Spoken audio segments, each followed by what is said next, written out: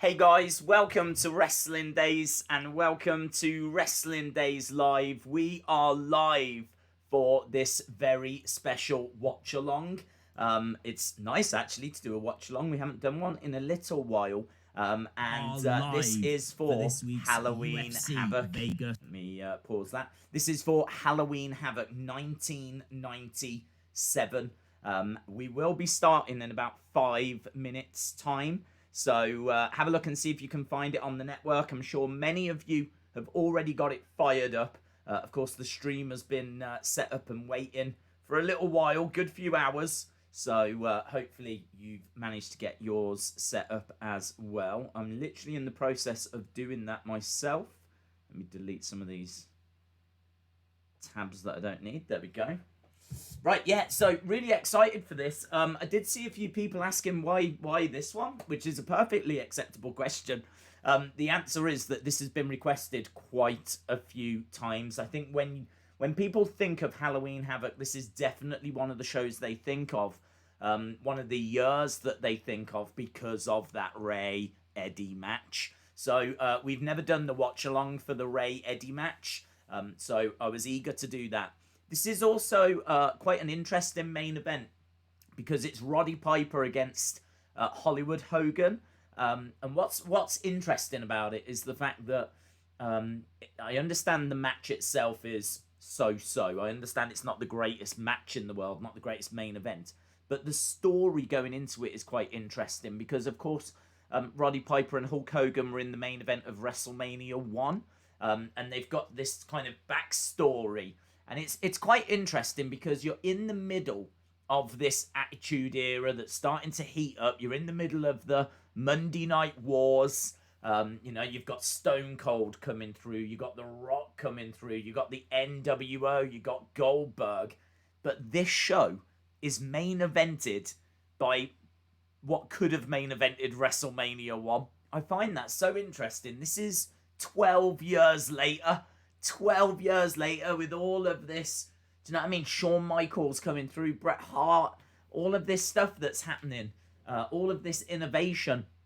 But I suppose in a way that was part of the problem, wasn't it? Was that WCW was kind of relying on the past. It was bringing in known names and not necessarily utilizing that great talent that was coming through. I wouldn't be too hard on them because you've still got Jericho on this show. You've still got Rey Mysterio and Eddie on this show. But I suppose the problem was they were never getting to that main event scene, were they? There was a very definite glass ceiling that they couldn't break through. And above that glass ceiling is, your Hulk Hogan's and people along those lines. So I think the main event is interesting, noteworthy. Lots to talk about in regards to it. You've got Eddie against Rey Mysterio on this show as well.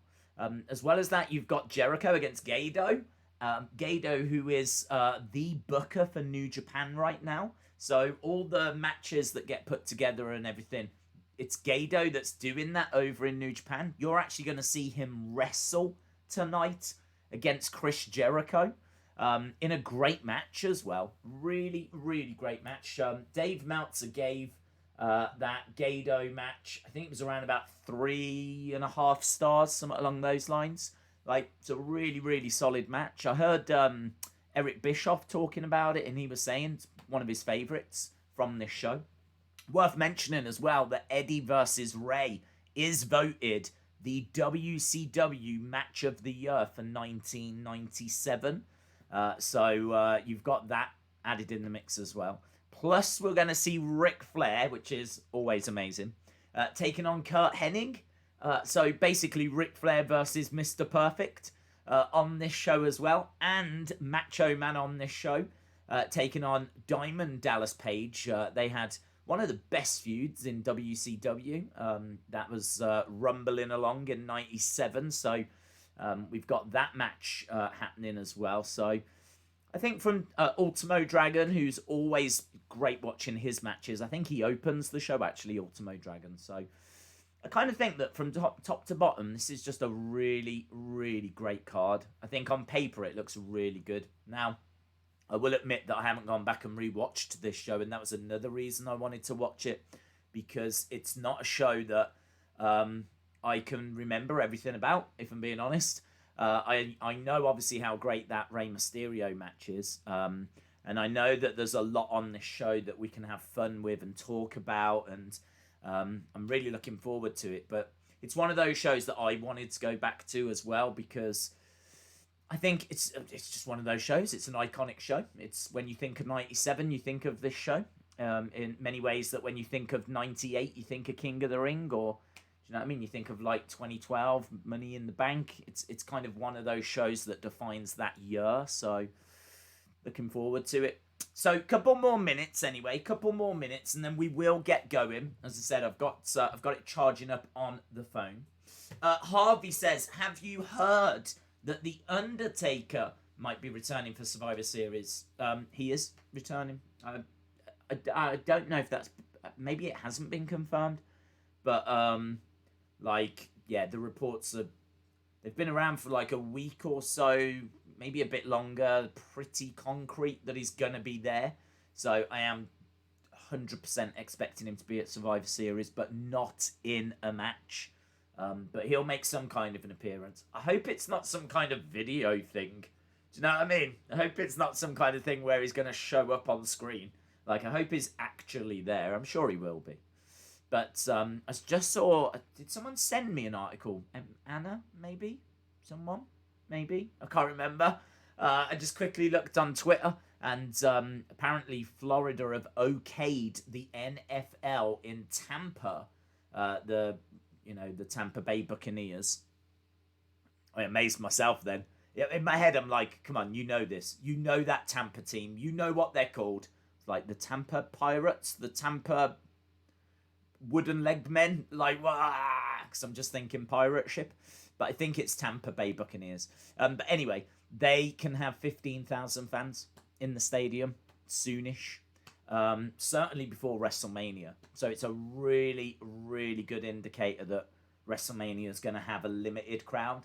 I mean, obviously, if things drastically change, you get a vaccine and, everything's great, then maybe a full crowd. But I don't know. I wouldn't feel too confident about a full crowd, but definitely feeling good about a crowd. So, yeah, expecting it to be Raymond James Stadium for WrestleMania 37 and for there to be a limited crowd. So that's another bit of news as well. Sonny Wolf, shout out to you. Will you stream Tyson versus Jones on November 28th? I definitely want to, yes. I mean, I would need to just look and see if it's colliding with anything. Time-wise, how it's going to work out and all of that. I kind of feel like it should be one that we prioritise. So, I definitely do want to do that. It's very, very high on the priority list. My only concern is if it's up against like a big UFC show, but I don't think it is. I think they would stay out of the way of that. I think they know that their fans are going to want to watch Tyson as well. So 99.9% certain that we will. Let's put it that way. But I can't say 100% until I've checked to see what it's up against. Right, with that being said, let's get going because this is just under 3 hours, which is nice. I don't like shows that go over 3 hours. I think for me, that is my limit. Wrestling shows should not be going over 3 hours. So this one doesn't, so we might as well get started. Right, okay. So in 3, 2, 1, boom.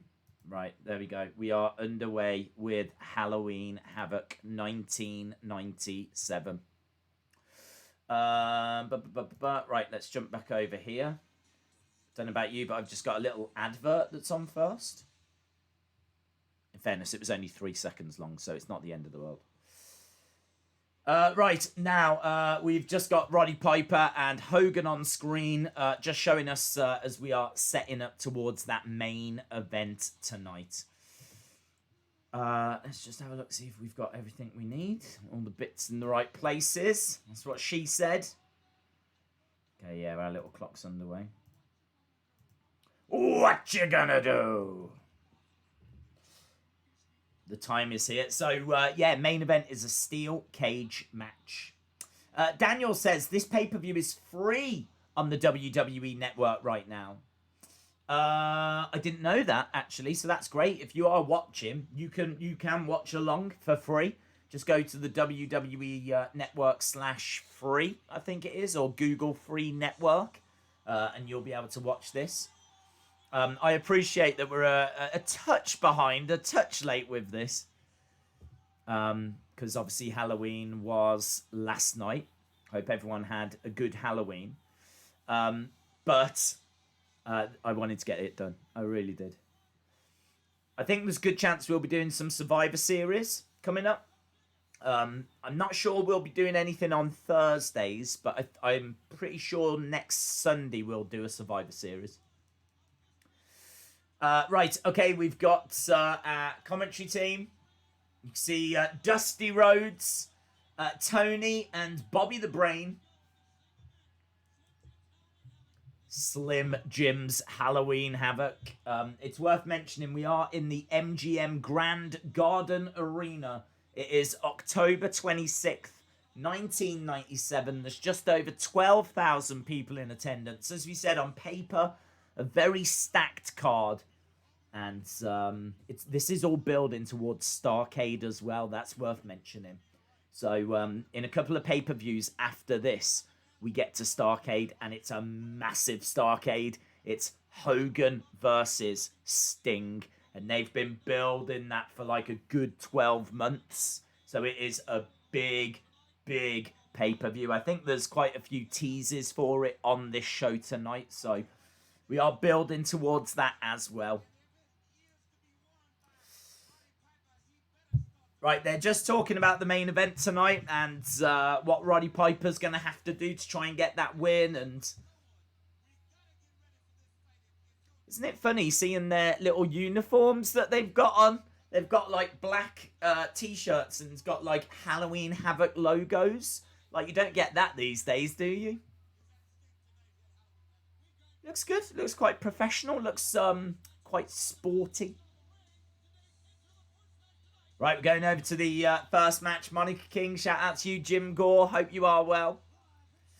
What did Uncle Dave say about the matches? He largely liked them, in all fairness. He was largely on board. I know that he didn't give every match glowing praise. It was a bit of a mixed bag.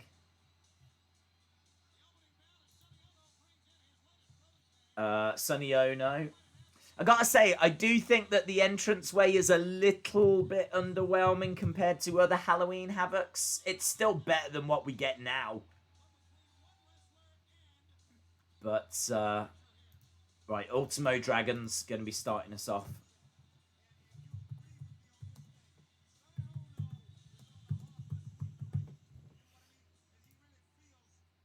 Ultimate Dragon, one of the absolute best cruiserweights. So, I mean, it's still cool. Like, you've still got the screens that look like tombs. And you've still got, like, gravestones. Loads of gravestones on the floor. And you've still got, like, a pumpkin that's lit up and everything. Wow, that is noisy pyro, isn't it?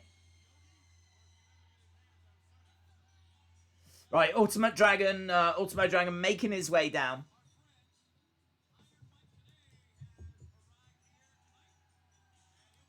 Slim Jim everywhere. The ring posts look like packs of Slim Jims. Slim Jim's Halloween Havoc. So, someone was asking about the matches. I can tell you, I mean... Wow, this first match gets 3 3/4 stars. This is nearly a 4-star match for this first one. So, and the next one's 3 stars. The one after that is the Rey Eddie match. It does fall off a cliff then. There's no denying. Then we're starting to look at like a star and a half. So like the 3 matches after that are not great. But then Randy Savage, Diamond Dallas Page, he was a big fan of that. So yeah, it's a bit of a mixed bag. Against the ropes goes Ultimo Dragon. Nice shoulder tackle. Very fast-paced. Lovely. Look at that trip. Excellent work. Picks it. Nice. Fall away slam there. Nagata. Look at the referee. It's a young Charles Robinson, says David P85. Monica says this is supposed to be a great opening match. Yeah. Handstand in the corner. Kicks Nagata back. Nice kicks. Very quick kicks. Look at this. Look at that. Ultimo Dragon. So impressive. So impressive. Such a decorated fighter. The amount of championships that he won is absolutely crazy.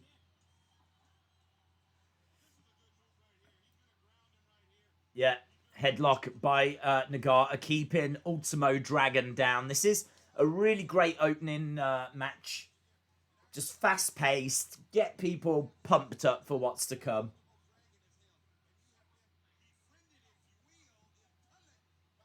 I need to watch more Ultimo Dragon stuff. There's loads of Ultimo Dragon matches I haven't watched.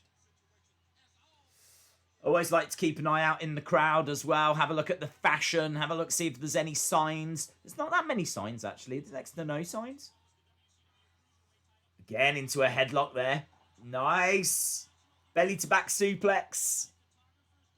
I do like as well the fact that they've got the Halloween Havoc logo on the ring. I always think that WWE miss a trick with that. I do think that they could have a nice red ring canvas with the Raw logo and a blue one with the SmackDown logo. I just think, you know, it's a little detail, but I just think it would look really good. Instead, it's just like a dirty looking mat, isn't it? But yeah, I think they could have like a nice red one and a nice blue one, and for Raw and for SmackDown. They haven't really done a great deal here. I think WCW could have done a bit more, if I'm being honest, but at least they've got that logo in the center. Over in the corners, they've got like little Slim Jim signs on the mat, so it's quite a bit going on. Wonder how much Slim Jim paid for all this advertising. They've already been mentioned about 50 odd times. And the ring posts look like packs of Slim Jim, and their logos all over the ring.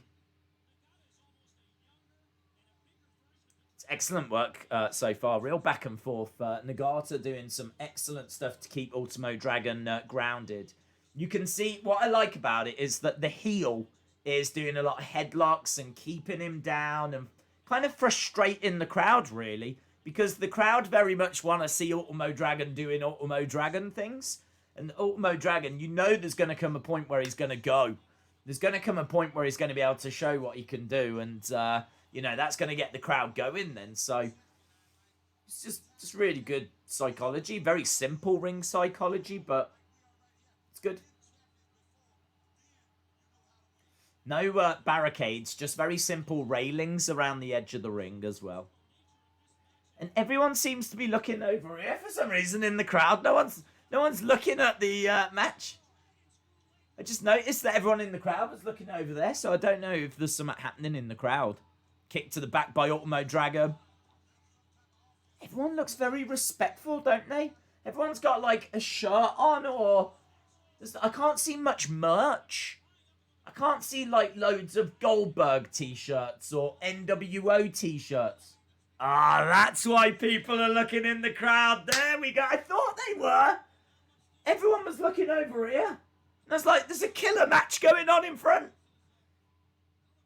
Right, there we go. We've got superstars in the crowd. Ultimo Dragon on the edge of the ring. Springboard moonsault. Springboard moonsault by Ultimo Dragon. White mats around the edge of the ring. In fact, the whole branding of this is very weird. Look at the ring apron. There's nothing on it.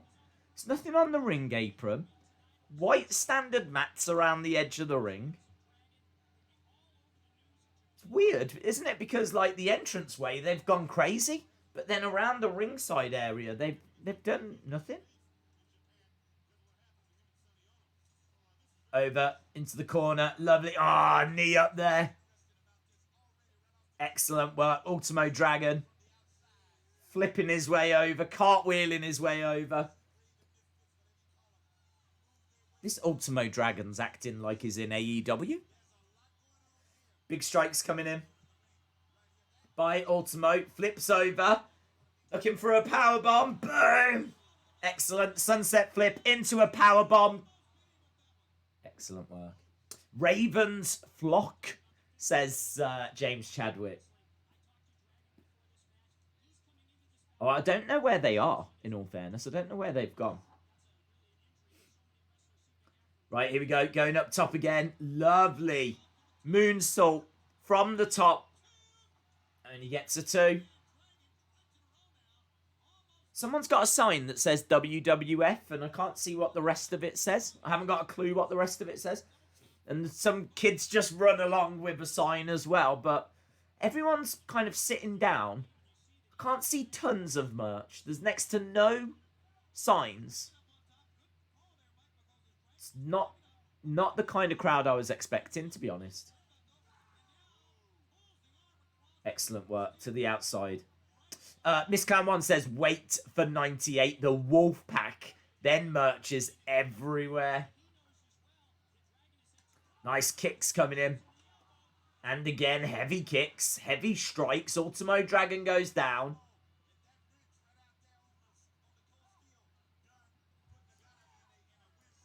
He's trying to work on the arm. Over. Look at this. Lovely. Throws him down. Face first. WWF sucks. Oh, is that what it says, Daniel? Belly to belly. Bailey to belly there. NWO for life. I can see that. The one side says NWO for life. And I think you're right. I think the other side says WWF sucks. Okay, submission hold here. Ultimo Dragon has managed to get over to the ropes.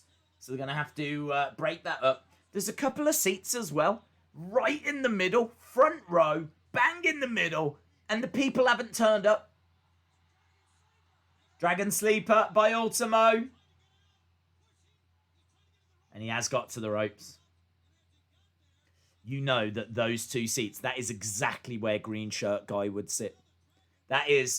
Those 2 seats is Green Shirt Guy and Jesus. That's exactly where they would be. I still have a vintage Sting shirt from this era. A Crow Sting, says Heather. Very cool. Very cool. I love merch from around this time. Maybe a touch before. Early to mid-90s. Once it starts getting Attitude Era, I personally don't think it's very good then, the merch. I think it just becomes very, I don't know, new metal. Let's put it that way. But I think around this time, like 97's kind of the cut-off point for me. I can't really comment, I suppose, about WCW because I was never watching it. But I'm thinking like Austin, Rock, things like that. That kind of merch, I think, was very of its time. It screams Limp Bizkit. Nice head scissor takedown by Ultimo. Everyone in the crowd is wearing Bland t-shirts. I know, it's crazy, isn't it? Like cream t-shirt, like... Wow, Ultimo taps. Ultimo taps. The way that he tapped wasn't very emphatic. He was just kind of like... It was kind of like he wanted to tap, but didn't really want to tap. Wow, there we go.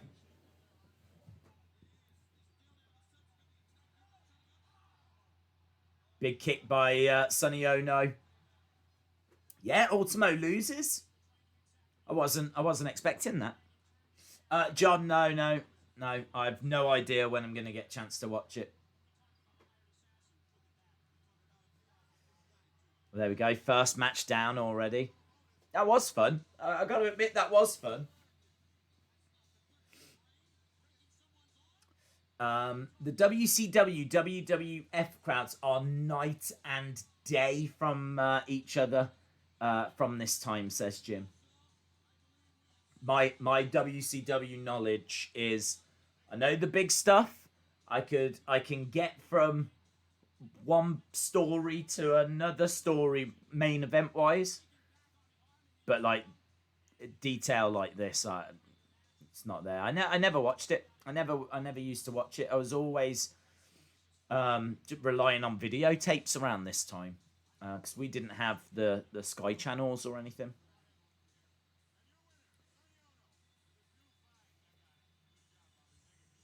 There we go, Nagata.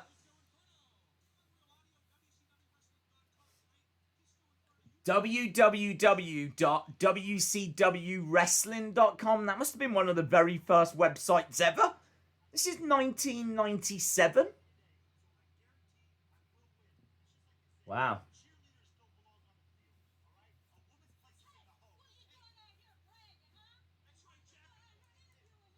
Disco Inferno.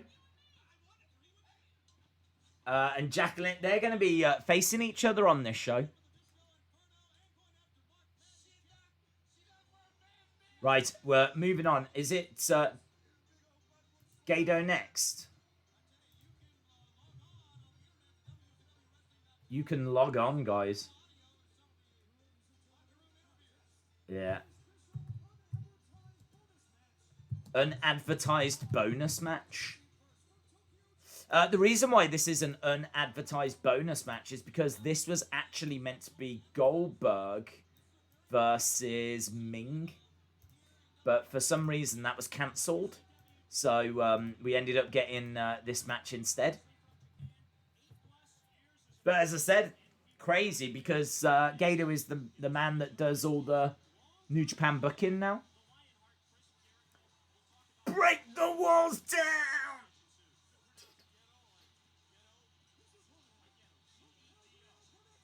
Here he is.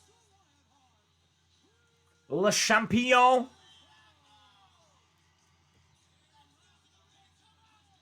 Let's go to the ring. Yeah! Le Champion making his way down. What an awful sign. So a couple of NWO signs there in the crowd. A few signs over there. Okay, now a few signs are coming out. Was everyone just sitting on their signs or something? What were they doing? Have they just made them? There was like no signs during that first match. Now there's about 10 or 12 that's popped up. By the end of the night, it's just going to be an absolute sea of signs. There must be like a sign making station outside or something. They're all just quickly making a load of signs. That Gato ring attire is wild, isn't it? Look at it. Look at that beautiful mustard colour.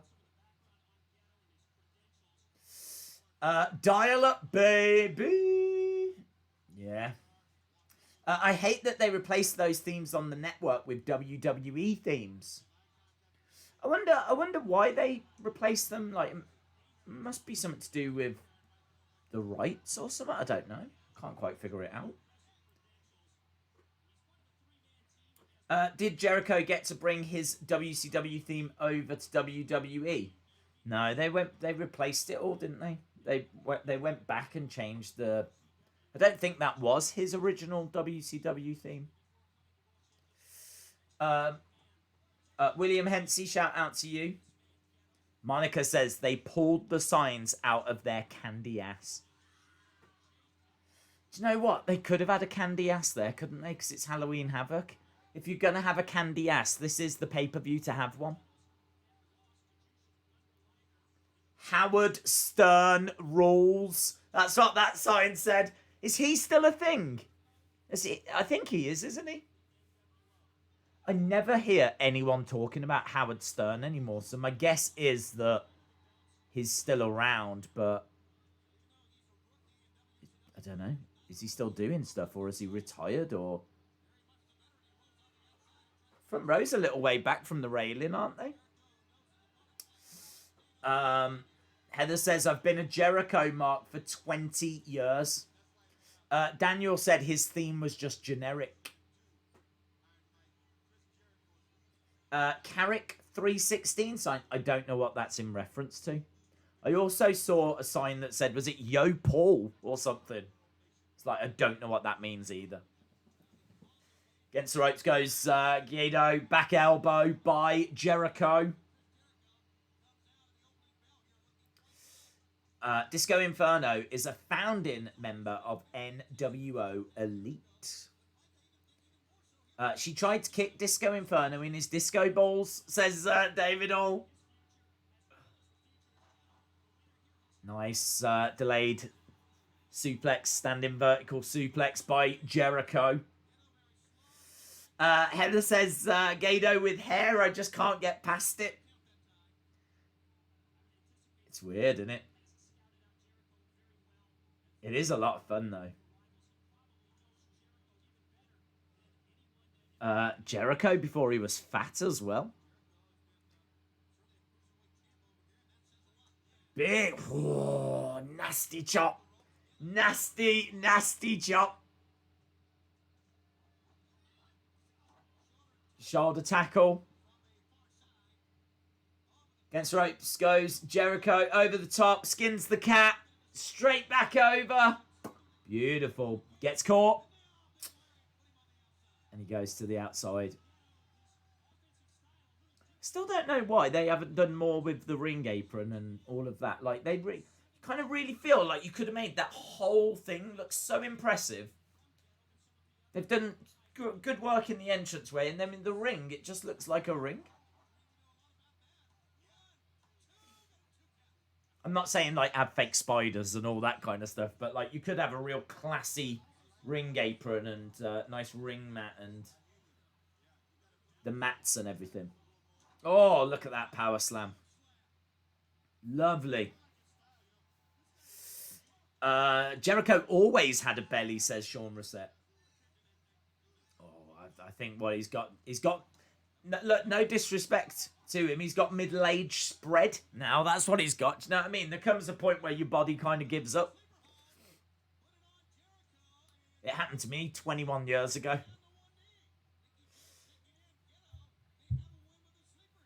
His outfit looks like Hulk Hogan pajamas. Ah! Yes, he is wearing Hulk Hogan pajamas. Oh, I love it. Well, I mean, the thing is, around this time, Hogan was wearing black and white. Hogan had very much changed, hadn't he, his look? So he probably gave the pajamas to Gado and went, here, you can have these. You can have these. They don't quite fit him by the looks of it. But, yeah. 1, 2. He picks him up. Jericho again with another power bomb. Goes to the cover. 2. I thought they'd split as well, but I think it's his belt. Yeah, I think it's the way the belt fell, but it looked like the trousers had split for a second. But yeah, it was the belt. Yeah, I do love that. Hogan pajamas. Daniel says Gado is the head of New Japan now. It's crazy, isn't it? Crazy. Right, Jericho over in the corner, looking for a suplex. Gonna get it. Both guys going up top. Spanish fly. Oh, that was horrific. Oh, I heard in this match there's a moment where Jericho gets dumped on his head. That is awful. That is one of the worst bumps.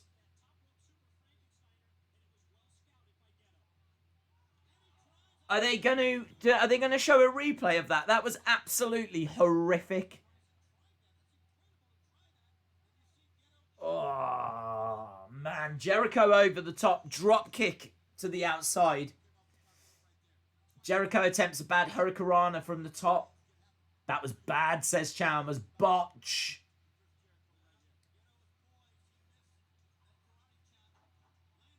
Gedo. Duck underneath. Jericho.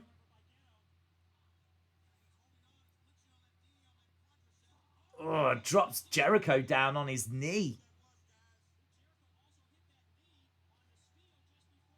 Wow, here we go. He's going up top. Ghetto going up top. Jericho in the middle. It was like a single leg drop kick and he was miles away. Look at that.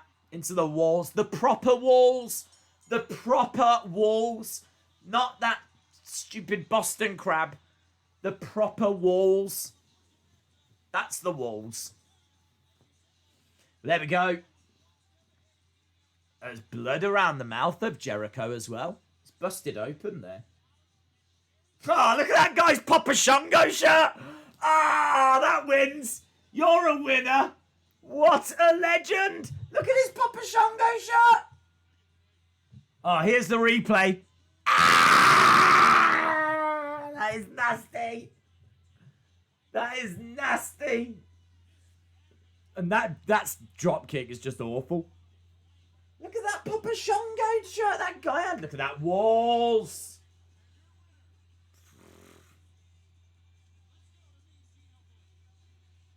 Mean Gene backstage. That was fun, man. That was fun. Look at that Papa Shango. I know. I can't believe they showed it as well. Deborah Mcmichael, the queen of WCW.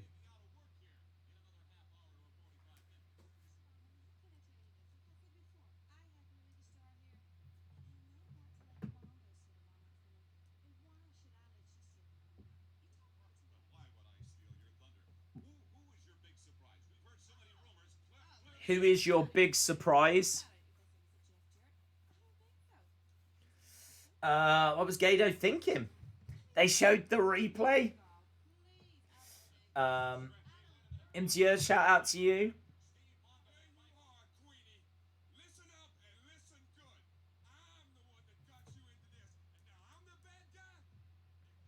Okay, we just got backstage segment at the moment.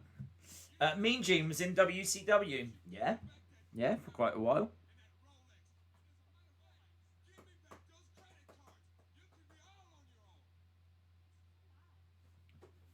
I don't know what's next. Let's have a look. Oh!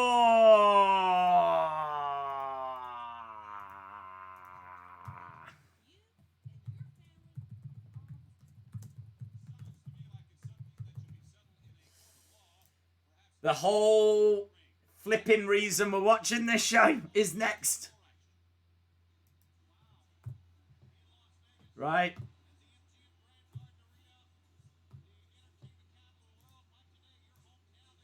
Here we go.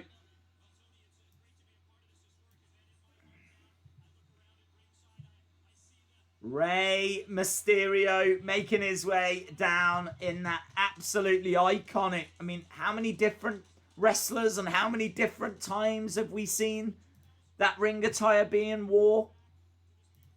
I mean, you just see it all the time, didn't you? We saw it at what was it? SummerSlam, I think. Didn't Seth pay homage to it?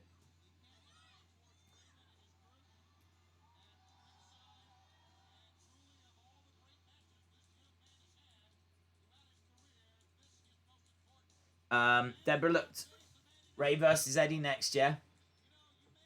James Chadwick, shout out to you. Amazingly, we are already about half an hour through this show. Half an hour gone already. Right, Eddie Guerrero, the WCW Cruiserweight Champion. He's got the WCW Cruiserweight Championship over his shoulder. He's making his way down to the ring.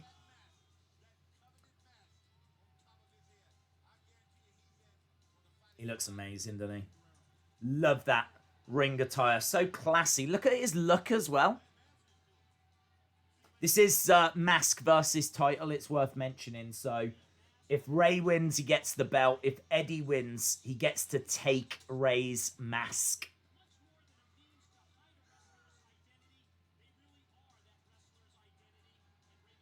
Black and gold attire.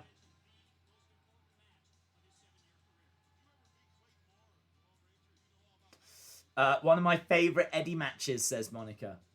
Santos Escobar paid homage to that attire at Halloween Havoc.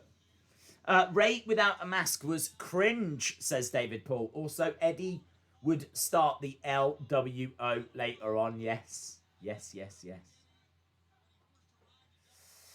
Right, my friends. Well, if you've seen it, you'll know. If you haven't, you soon will. This is the iconic, the legendary, one of the greatest matches of the 90s. Maybe ever. I don't know if you can tell the history of wrestling without including this match. I feel like you would have to include this match. That's crazy, isn't it? How big this match is. So iconic. It gets referenced all the time. Look at that. Against the ropes goes Rey, crossbody to the outside.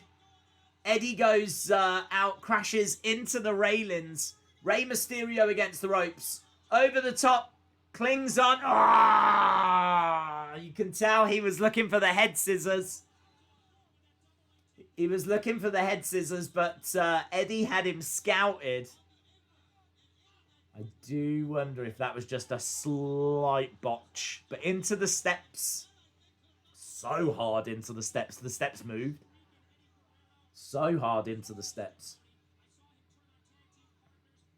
Right.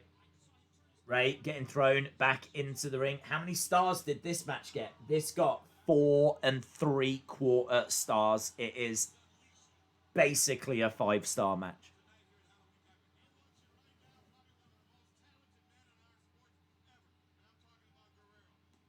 Bobby Heenan says, you're watching one of the most talented men in the history of our sports in Eddie Guerrero. Uppercut by Eddie. Rey Mysterio goes down. He is absolutely ripped. He is ripped. Verse against the ropes. Rey, beautiful drop kick. Beautiful. Against the ropes goes Rey. Oh. Belly to back. Dropped him down right on that Slim Jim logo. Eddie and Rey had been wrestling each other for almost 10 years at this point, says Daniel. Wrestling Days friend said Rey always wears awesome attires. Heather says Eddie and his epic mullet. He had such good hair. Sonny says this is pretty good. Monica says I've got goosebumps and I've seen this match so many times. Man into a backbreaker. Tilt-a-whirl into a backbreaker. Boom. 2-0 is Eddie never beat Rey up to this point. The greatest cruiserweight match ever, says Monica. Wrestling Days fan says Adam Cole is going to win the Rumble, and that is undisputed. William says it's like getting little plans. Shout out to you, William. Hope you're all right. Jennifer says these two always put other matches to shame. Their chemistry and skills were insane. 49ers says Eddie was on the juice. Well, I mean, he was. He was into everything, wasn't he? But he did look great as well. So he's got an abdominal stretch on at the moment. In the middle. In control. He's got pump handle. Oh, into a backbreaker. Pump handle backbreaker. Again, flips over Rey. Tries to hold him down, but Rey gets his shoulders up. Eddie desperately trying to keep Rey's shoulders down. 1, 2. Again, Rey gets his shoulder up. 1, 2. Just constantly trying to find ways of just keeping his shoulders down.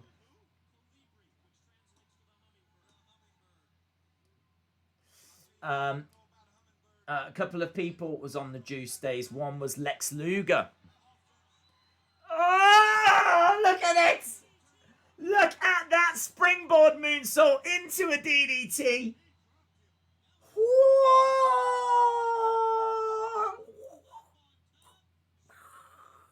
How do you even do that? That's the kind of spot that looks impressive today. That's the kind of spot that you don't see people doing today.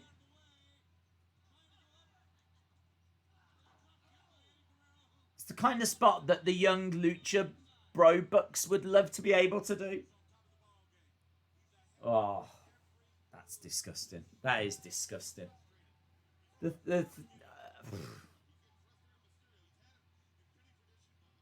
That is disgusting. Into the railings.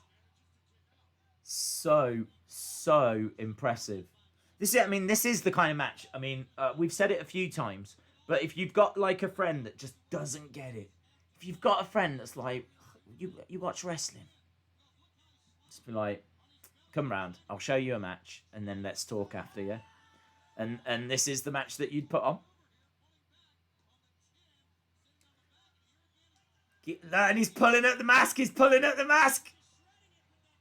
He's pulling at the mask. Ripping that mask apart. Look at that.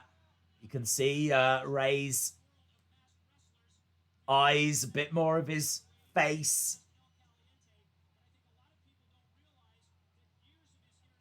That's going to be a real problem to wrestle, isn't it? Because now it's kind of here, so it's kind of flopping all over. So, like, it's going to be really hard to see. Right, here we go. Eddie picking up Rey up on the back.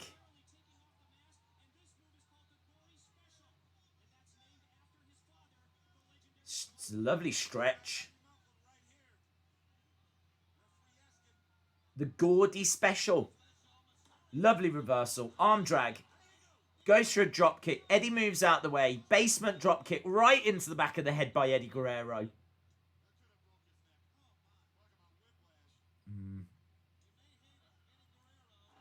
Oh. Rey is very big. He's got muscles as well. There's some really good psychology here as well, says LSW. Two already great in-ring individuals with great in-ring chemistry. It's gory special, says Daniel. Look how ripped Eddie is there. He's got a leg and he's got an arm and his muscles. He looks like he's about to explode.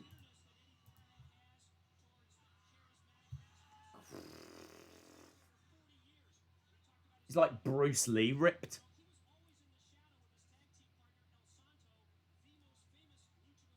Against ropes goes Rey. Over the top of Eddie. Eddie, back elbow. Down goes Rey. Goes to the cover. 2. I paused this on VHS back in the day trying to get a glimpse of Rey's face, says Mr. E-Face. Into the corner. Uppercut. If you want to get into wrestling and learn about magic, then this is one of the best matches to learn from. It's amazing, says David P85. Here we go. Big forearm strikes by Rey. Big chop by Rey as well. Kick to the midsection by Eddie. Rey goes over to the corner. Flips upside down. He's in a tree of woe position as Eddie gives a drop kick. Yeah, he is. He's tied up. There's a sick smile on the face of Eddie Guerrero. Runs over. Oh! Slides into the Slim Jim ring post. Woo! Snap into it.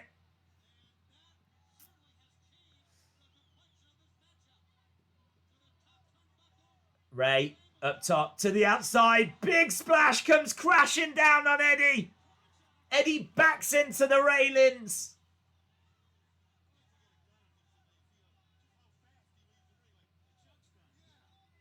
Big chop there by Rey. Hurls Eddie back into the ring. You can still see like part of that ripped apart attire. Nice reversal. Eddie up. Oh, looking for another backbreaker. Couldn't get it. Hurricanrana! Hurricanrana! 2. Clothesline. Hurricanrana just out of nowhere.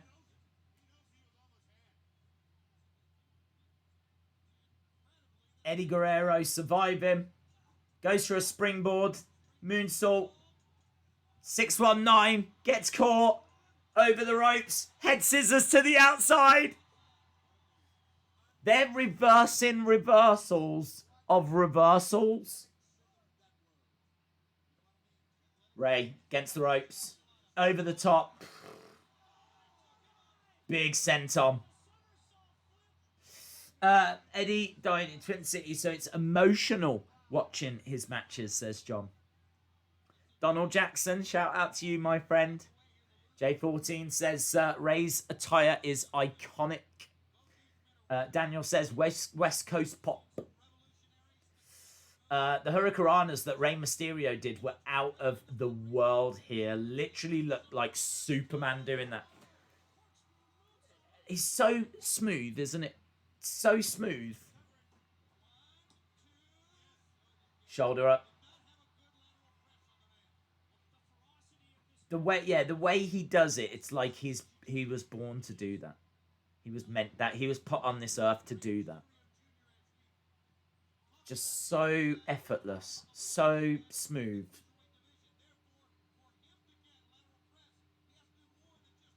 Here we go. Oh, comes off that top rope, tries to come crashing down onto Eddie, but Eddie gets his knees up. Eddie, power bomb, goes for the cover. 2. Oh, he's never beaten Rey. The mask on the line. Can't believe it. Look, staring at the ref. Real frustrated.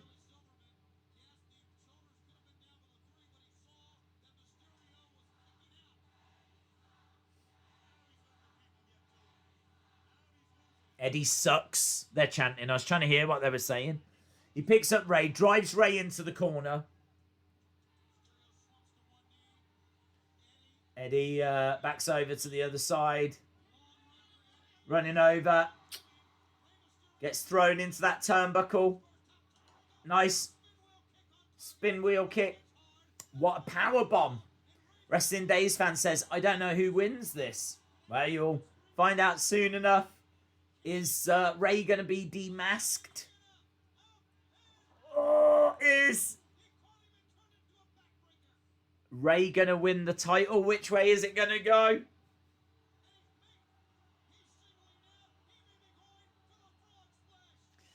So Eddie calling for his patented frog splash up top.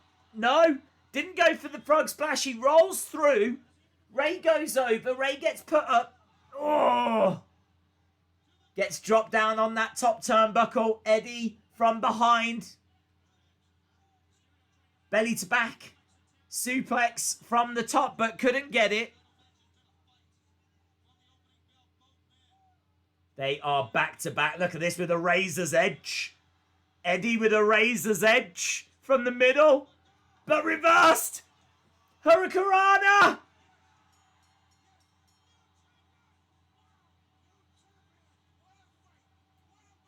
What a match.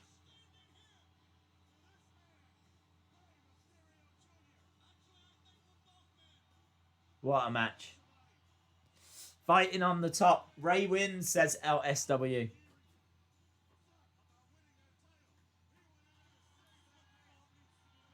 Incredible. Rey wins. What a match. What a reversal. Eddie attacks from behind.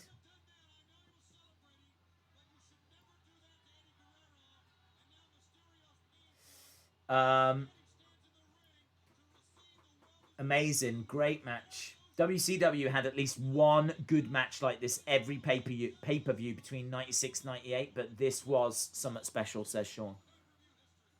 Just, yeah.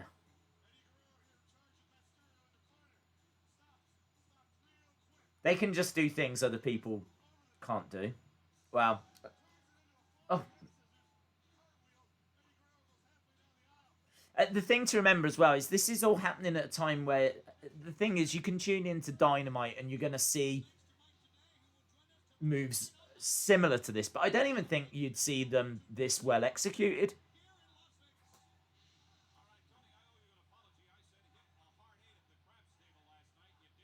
Here's Mean Gene.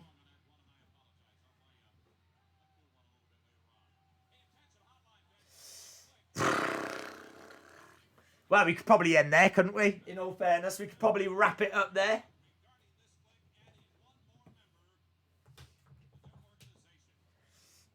I'm struggling to read and comprehend comments. Shout out to you, MTS. Mr. Ife, shout out to you. Rey Mysterio should bring back the top rope Hurricanrana pin as his finisher.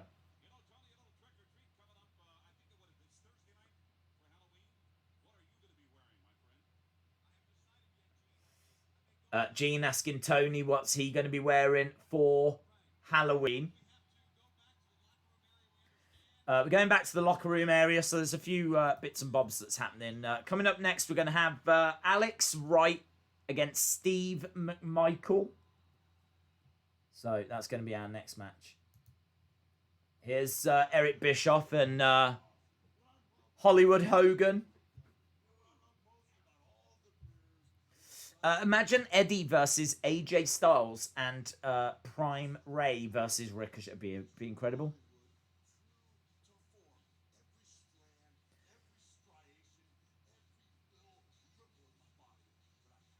Yeah, so we got Eric Bischoff, we got Hollywood Hogan, black and white NWO promo backstage.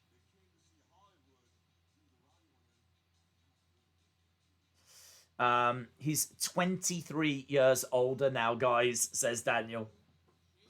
I think that he could still do it though. I mean, not on a regular basis, but he's got to have a farewell match, hasn't he? I mean, I think he's still going to work for a good few years, but a limited schedule now. I don't think he's going to be competing on a regular basis.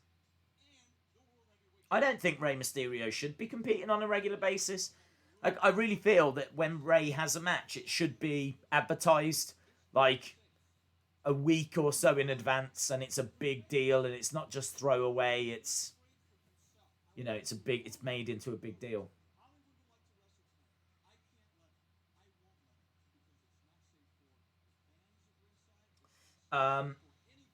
Look how young Eric is. Yeah, there's a story where they're trying to make out that Hollywood's not going to be wrestling in the main event, so.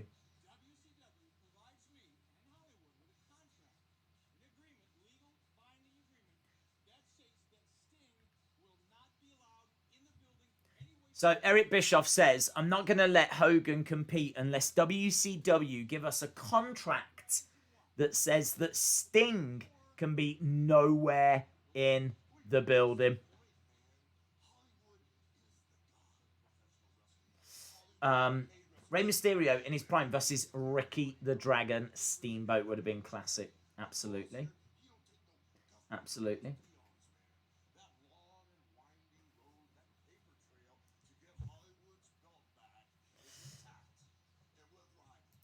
Okay, let me start changing this over whilst they're still doing this promo.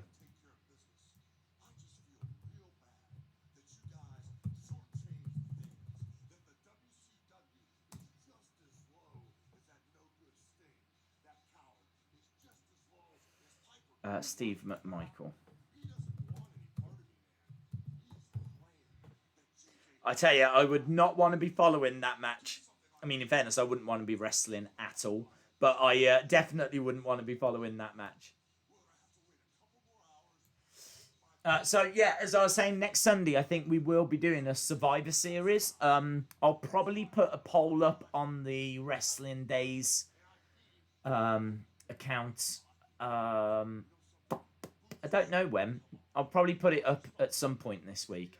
I don't want to say like now or anything like that, but I'll probably put it up at some point. And We'll have a few options for different Survivor Series like 97, 2014, and a few other ones.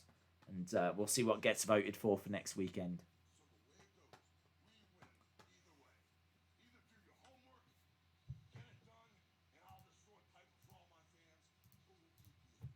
Hulk was never that great of an actor, so he really must have been a D-bag.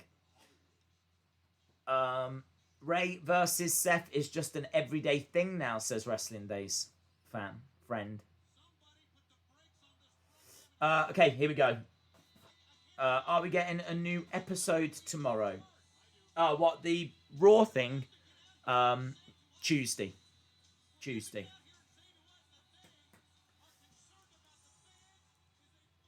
I've got them ready to go, but I'm also just very aware that we could get through the ones I've got already done quite quick. So I think tomorrow, let's focus on Raw. We know we've got Raw tomorrow. So I'm going to focus on that for tomorrow. But then on Tuesday, there is Wrestling Escape Pod, but that's obviously on a different channel. So I'll drop a new Raw episode, one of those Raw reviews on the Wrestling Days channel. So living in the moment. Force myself not to think about 10 minutes. No. Shout out to you, William Hensey. My favourite Survivor Series is 2007 and 2008, says Alex Bloomfield. I can't remember. 2007 is not ringing a bell for some reason. I don't know why. Alex Wright making his way down. I don't think anyone cares about this match.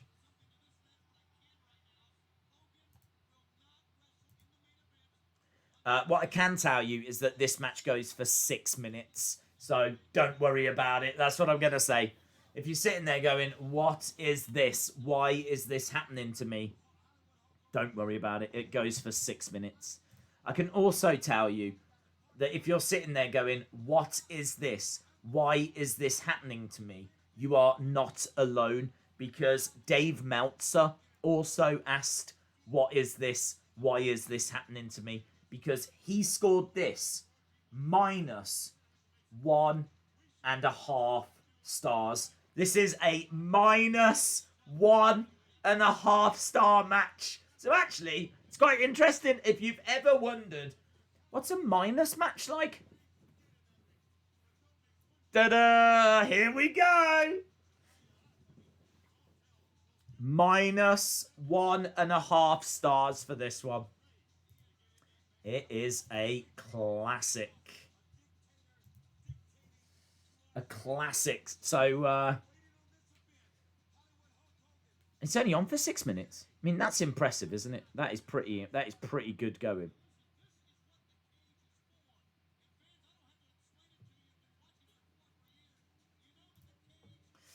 Mcmichael was on commentary too. 6 minutes too long, says Daniel. 2007, Batista Undertaker, Hell in a Cell, Edge in the cell as cat. Oh, right. Got ya. I feel sorry for any match that had to follow that legendary Rey versus Eddie match. It's true. It's true. You might as well put this out there, mightn't you? Well, the two are just standing apart at the moment. When is the next members interview? I honestly, I don't know.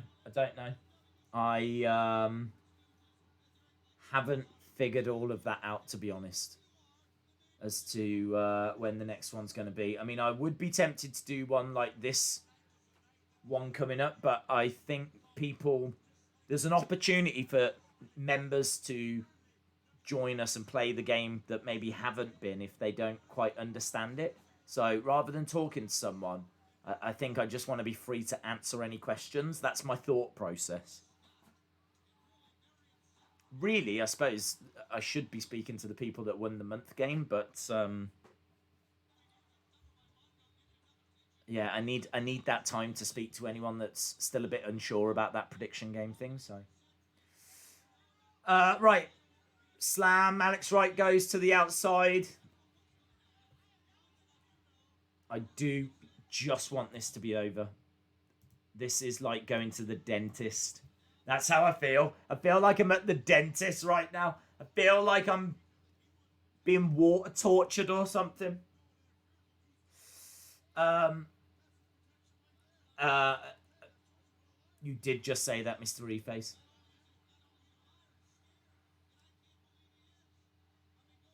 I mean, they are just standing off each other. They're not even really doing that much. I can't believe the Royal Rumble is only 2 months away. It felt just like yesterday I was watching Edge return. Yeah, it's a bit weird. It's a little bit weird thinking about the Royal Rumble because to me, Edge's return feels like a long time away because of like everything that's gone on. If you think about all the pandemic and everything that's happened and lockdowns and no crowds and WrestleMania and you know what I mean? Like I feel like a crowd at Royal Rumble. I feel like it was a long time ago.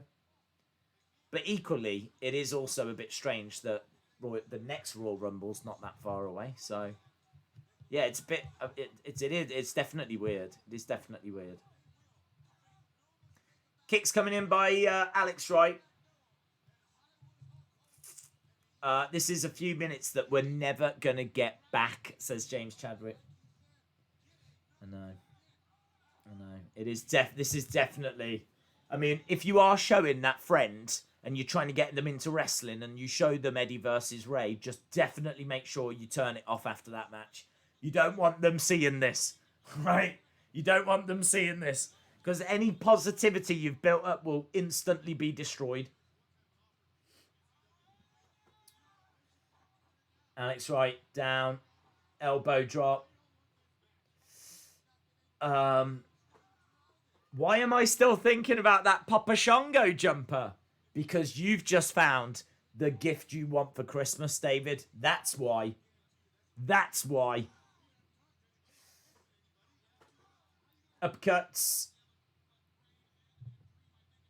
Daniel goes down. Knee drop. Steve goes down, sorry.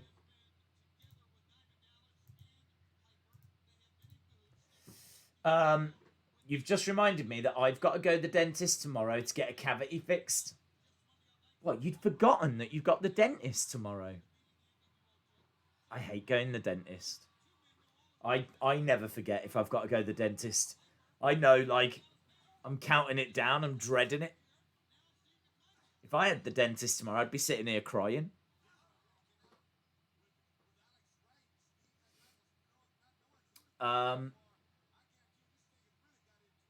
This match is a black hole, says John. I know. It's just sucked all of the joy out of the show. It's like all that momentum, all that goodwill, gone. Gone.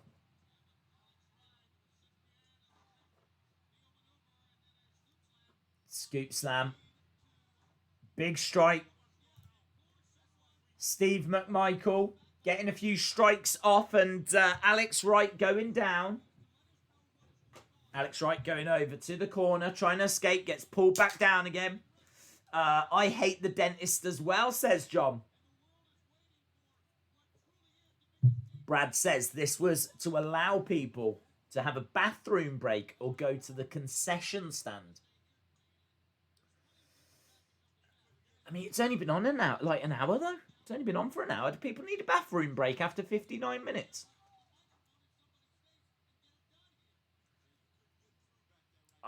I've got to be honest, I don't think there's any excuse for this match. Other than if you're trying to destroy your own company. I can't think of any excuse. Oh, look at that botch as well. They're just like... Goes for it again, picks him up, looking for a pile driver. Tried to grab him and get him in a pile driver and he botched it. There it is.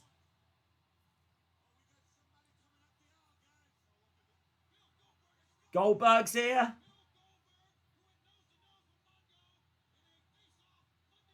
Goldberg jumps into the ring.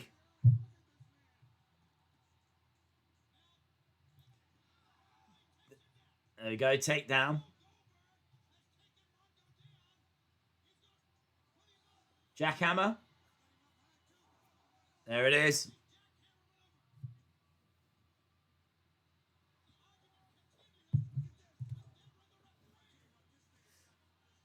There we go. Just when you think, how can this get any worse? Here's Goldberg.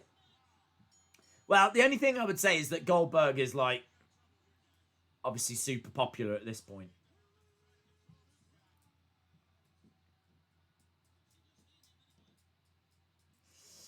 This match is horrible. I know.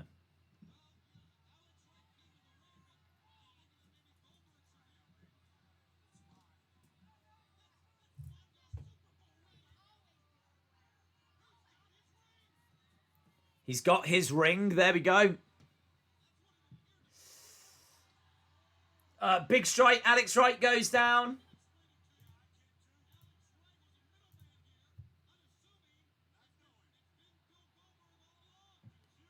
Tony is having to explain this story to fellow commentators because no one truly understands what's actually happening.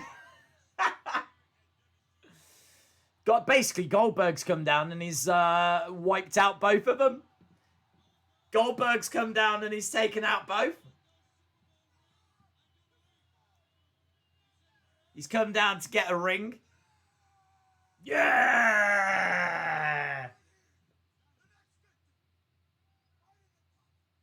Yeah. I'm surprised he didn't call out the Fiend.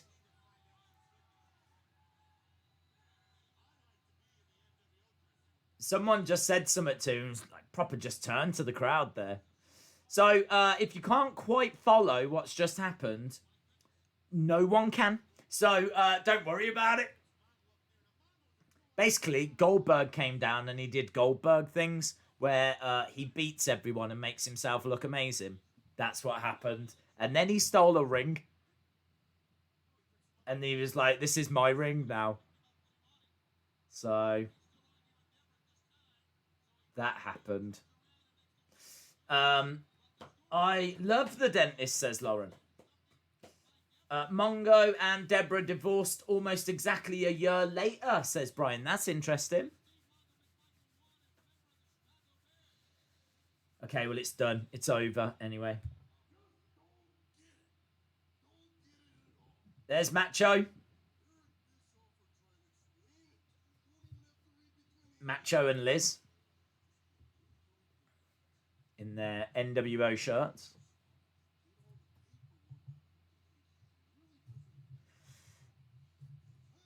What was Liz? People that watch WCW, what was Liz like in WCW? Did she drastically move away from? She doesn't strike me as someone that's going to be doing like sexy photo shoots and stuff like that.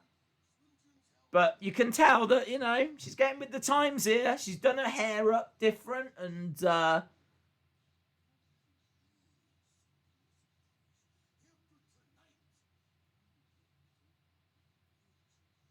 she's still not saying anything.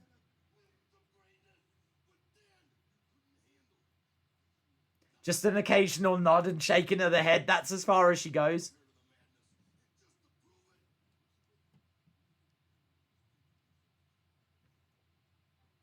Oh.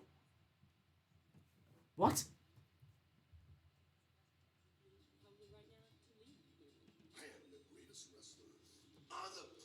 Okay, I couldn't even hear what she just said.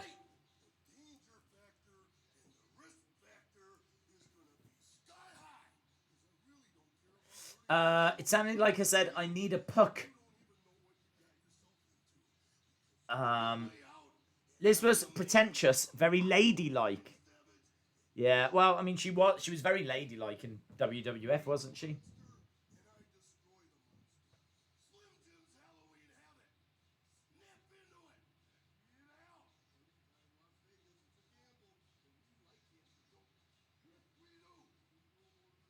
But there we go, Macho backstage. Liz was there to walk around with NWO and she got paid an absolute fortune. Fair play to her. Fair play. One of my absolute all-time favourite wrestling females, Miss Elizabeth, Liz. I think that she was so classy. Right, Disco Inferno's here. I mean, at least this is going to be fun. Do you know what I mean? Like, is it going to be good? No. But is it going to be fun? Well, you would hope so.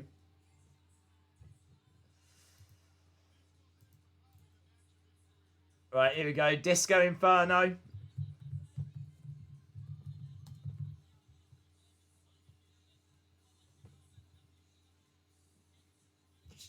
I think I would have been a massive Disco Inferno fan. Disco versus Jackie. Yeah, this is a intergender match, isn't it? It's against Jacqueline. I want to make sure that I do spell this right. Q-U... There we go. What I remember, Elizabeth was much more physically active in matches. Thank you, Jim.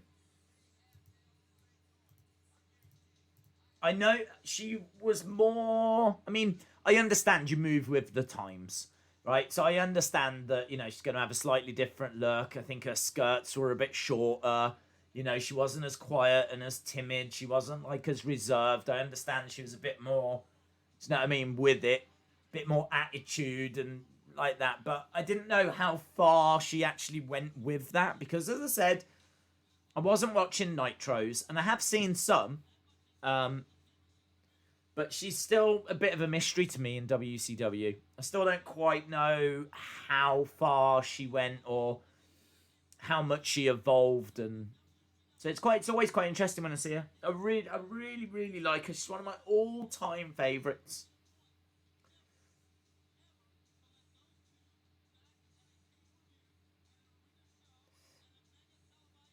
John Travolta wants his suit back. Disco Inferno should have been in Too Cool. Well, here we go. Jacqueline against Disco Inferno.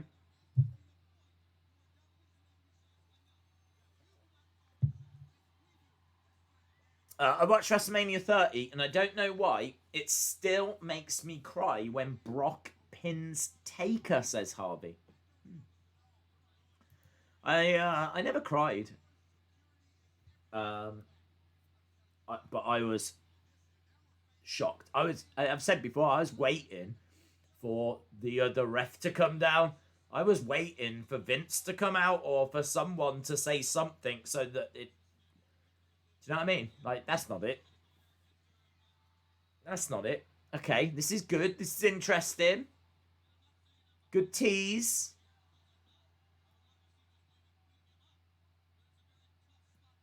Okay, they're keeping this going for a while.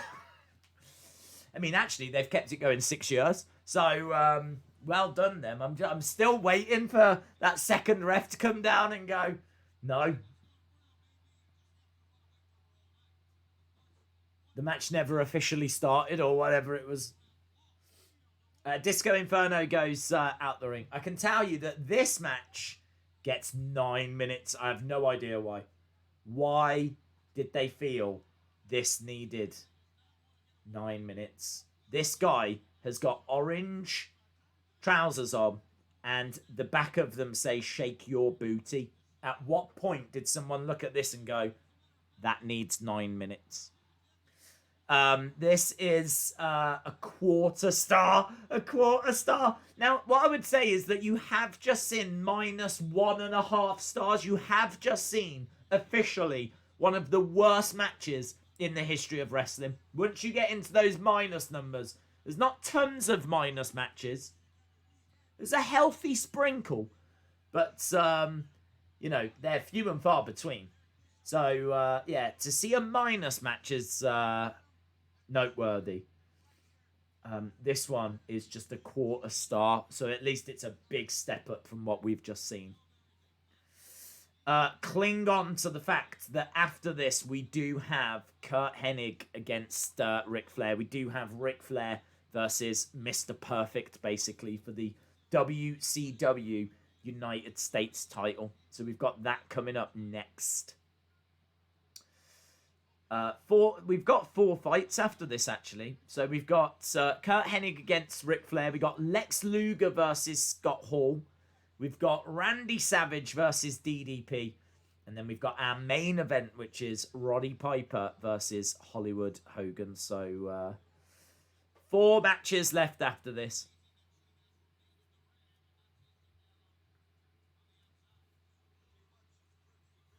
Right, he is literally just staying out of her way.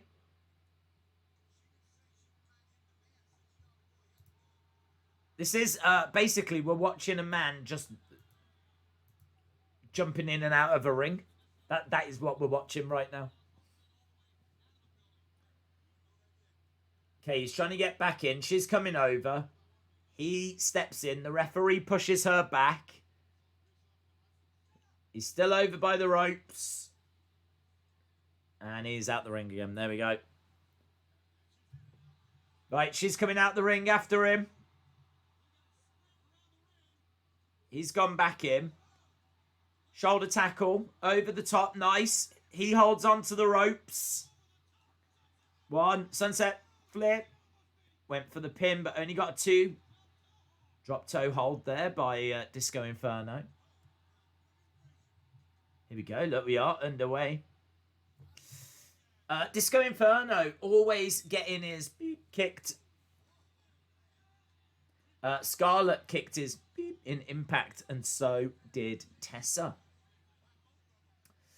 The main event that makes Hell in a Cell 2019 look not so bad, says Trini. Shout out to you, Trini. Hope you are well. Daniel says Savage DDP was a great feud. What is your favourite Hell in a Cell match? Mine is Fiend versus Seth, says Austin316. I think we spoke about this, didn't we? I was saying, like, you've got to talk about Undertaker Shawn and the debut of Kane. I mean, that match before Kane comes out is brilliant. You got to talk about Undertaker Mankind. I've got a soft spot for Usos against New Day as well. I thought that was brilliant. There's quite a few. It's quite a few. It's hard to pin it down to, like, the best one. I mean, Undertaker Triple H, end of an era at WrestleMania. I know it's like a big obvious one because it's at WrestleMania, but that has got to be in the conversation. That was so good because there was a few times with Shawn being the ref that I really thought the streak was done. I thought that was it, actually. I thought that was the year.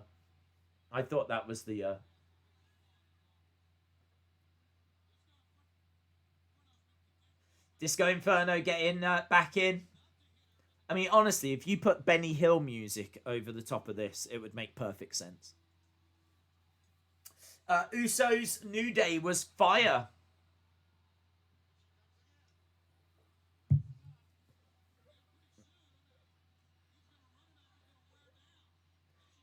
Literally just chasing him around.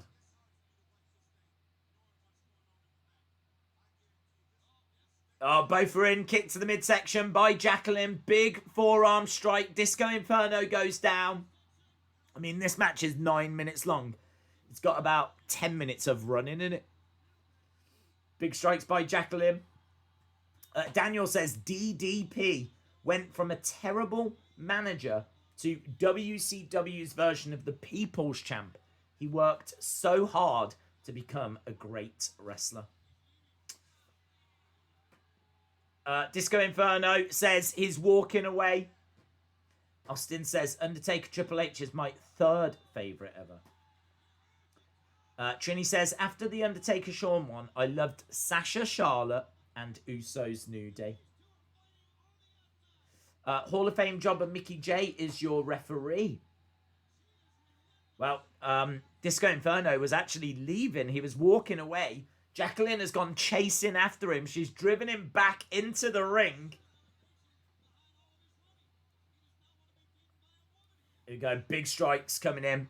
And again, big overhand. Against the ropes goes Disco Inferno. Nice reversal. Jacqueline against the ropes. She gives him a shoulder tackle, but he's not going down. He goes down as she goes against the ropes. Leapfrog over. Oh, it's so laboured. So late. When she goes against the ropes, it's like... It's like, it's not, it doesn't flow. It is so forced and laboured.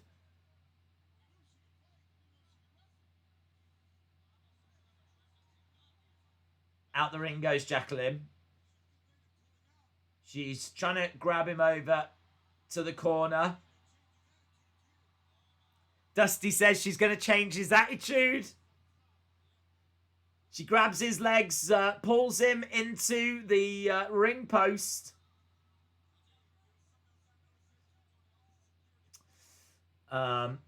Disco almost quit the company. A shoot because of this match. Did he? Is that true?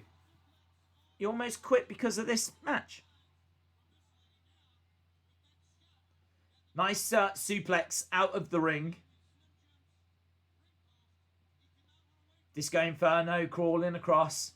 Dude, I mean, I don't know about you, but this is a really long 9 minutes. 9 minutes has never felt so long. Ah! If you take both of these matches, the 15 minutes that we've been going through this has felt so hard. This is like the hardest we've had to work to get through matches. I think there's a real argument these two matches might be the worst two matches together on a pay-per-view. I think you could probably find worse, but this is up there. This is definitely up there. I think you could definitely find worse in TNA. But a major pay-per-view like this, these two are awful. Disco rolls through. Jacqueline manages to escape. See Wrestling, shout out to you. Roll up by Jacqueline. Oh, and she gets it. It's over. It's over. That's what I said. It's over. Oh, that's the gift that's going to keep on giving. That match has ended. Wow, girl power. I'm happy about all that, right? Lovely. But just an awful match. Awful. Actually, thinking about it, this is 97. Like, Spice Girls are like up and running at this point, aren't they? But there we go. She jumps round into a DDT. Disco and others back then believed intergender matches kill a man's career. Well, I don't think they're brilliant for men's careers, if I'm being honest, because I think you're talking about, these aren't just any guys. This is like meant to be the best of the best. It's meant to be highly trained professional wrestlers, you know?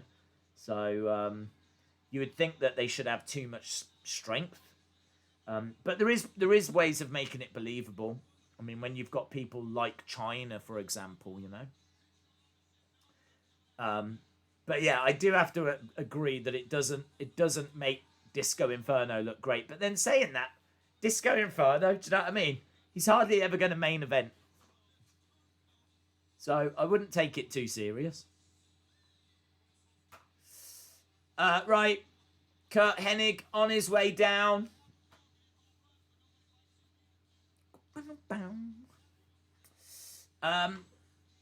Tessa had a great match with Sammy and it didn't hurt him. He looks great, doesn't he? Kurt Hennig with that robe.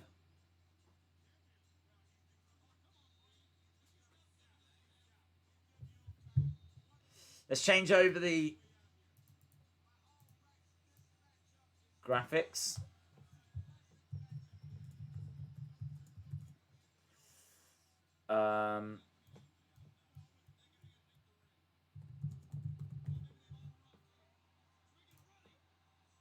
Flair running down. Bum bum.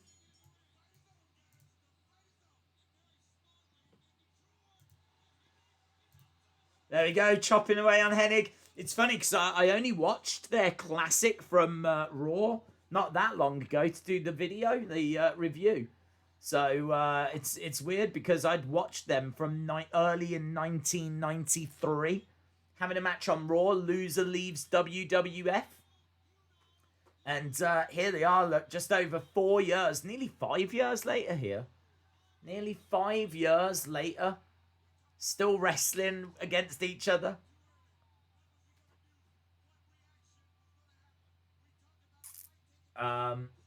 Speaking of Tessa, there is a rumor floating around that she is going to debut at Full Gear.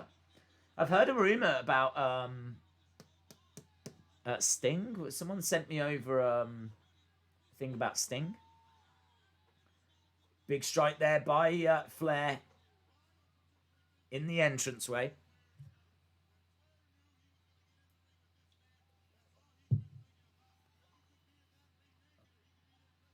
It's got the leg of Mr. Perfect.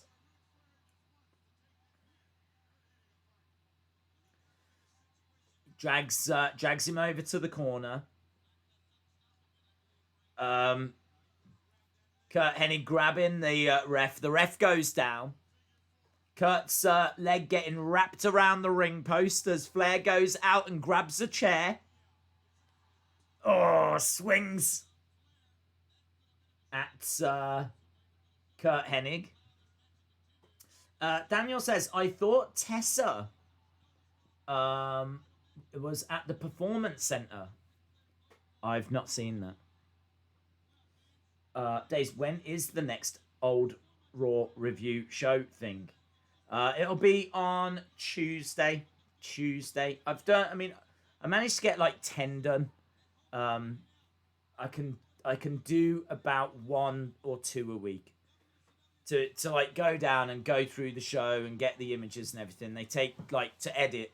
They take a bit of time, but I managed to get about 10 done before I started releasing them. So they're just really fun to go back and watch the old shows. It really helps, like refreshing, you know. Going revisiting, and there's definitely things that I'm watching that I've forgotten about.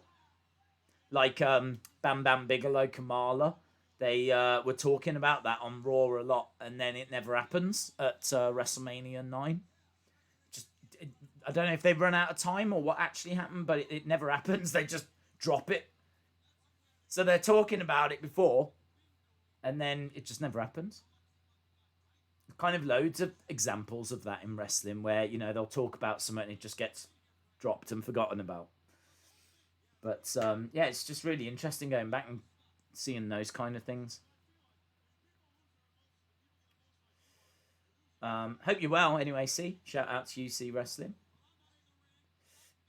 We are underway with this. 1 hour 23 has gone already. We've got about, just under an hour and a half left, that's all. Hour and a half left to go. Days, are you going to review every Raw? I would love to. I would love to just keep going and working through. They're not monetized, so I don't make any like money off them or anything like that. So they're more like a side project, kind of labor of love. To be honest, they're not like a major focus for the channel. That's still like the streams, and I'd love to go and get some more toy hunts done and whatever. But yeah, these are just like, I just wanted to go back and like watch the odd shows and just kind of find, and it's some of those hidden things, some of those things that get forgotten about in as time moves on. And yeah, it's just been fun. It's just been enjoyable. My hobby is watching wrestling when I'm not streaming wrestling. Isn't that strange? Isn't that weird? I should probably get a different hobby. I should probably just go fishing. Or do something else. Kurt Hennig stole Ric Flair's robe. Well, look, Ric Flair's down, and Kurt is kicking out at his legs. This is for the United States Championship. Days, maybe you could do like 3 of them a month. Yeah, I think we can do more than, maybe. I said 1 or 2 a week, didn't I? So I can't see us getting more than 8 done a month, for example. But I don't know. We'll see how it goes. Big clothesline. Down goes Ric Flair. 2. Just gets his shoulder up. I don't think Ric Flair's a happy boy here, is he? Because he's not kind of been treated with the respect that he feels that he deserves. They're very much moving in or have already moved in a very different direction. They've made it very clear they don't see him as like a main event player moving forward. So he kind of finds himself in the mid-card a lot here. Very stupid for Jim Herd. That's just what I said. Very stupid for Jim Herd thinking Flair couldn't main event anymore in 91. Yeah. I mean, that's kind of what resulted in his frustrations growing and him jumping over to WWF, and then he ends up going back. It still doesn't work out because, like, Hogan comes in, you got the NWO and all of that, and very difficult time the night is. I mean, he still has some great moments, Ric Flair, but obviously nothing could compare to his success in the 80s. Kurt Hennig stomping down on the leg of Ric Flair, who's on the outside of the ring. Kurt Hennig jumping in and out of the ring, grabbing Ric Flair, big strike to the face. Ric Flair goes down, and again. Hennig just turned on the 4 Horsemen too, says Daniel. Heather says, you can tell that Dusty didn't book this. Well, Dusty on commentary at the moment, isn't he? I haven't been listening to what Dusty's been saying.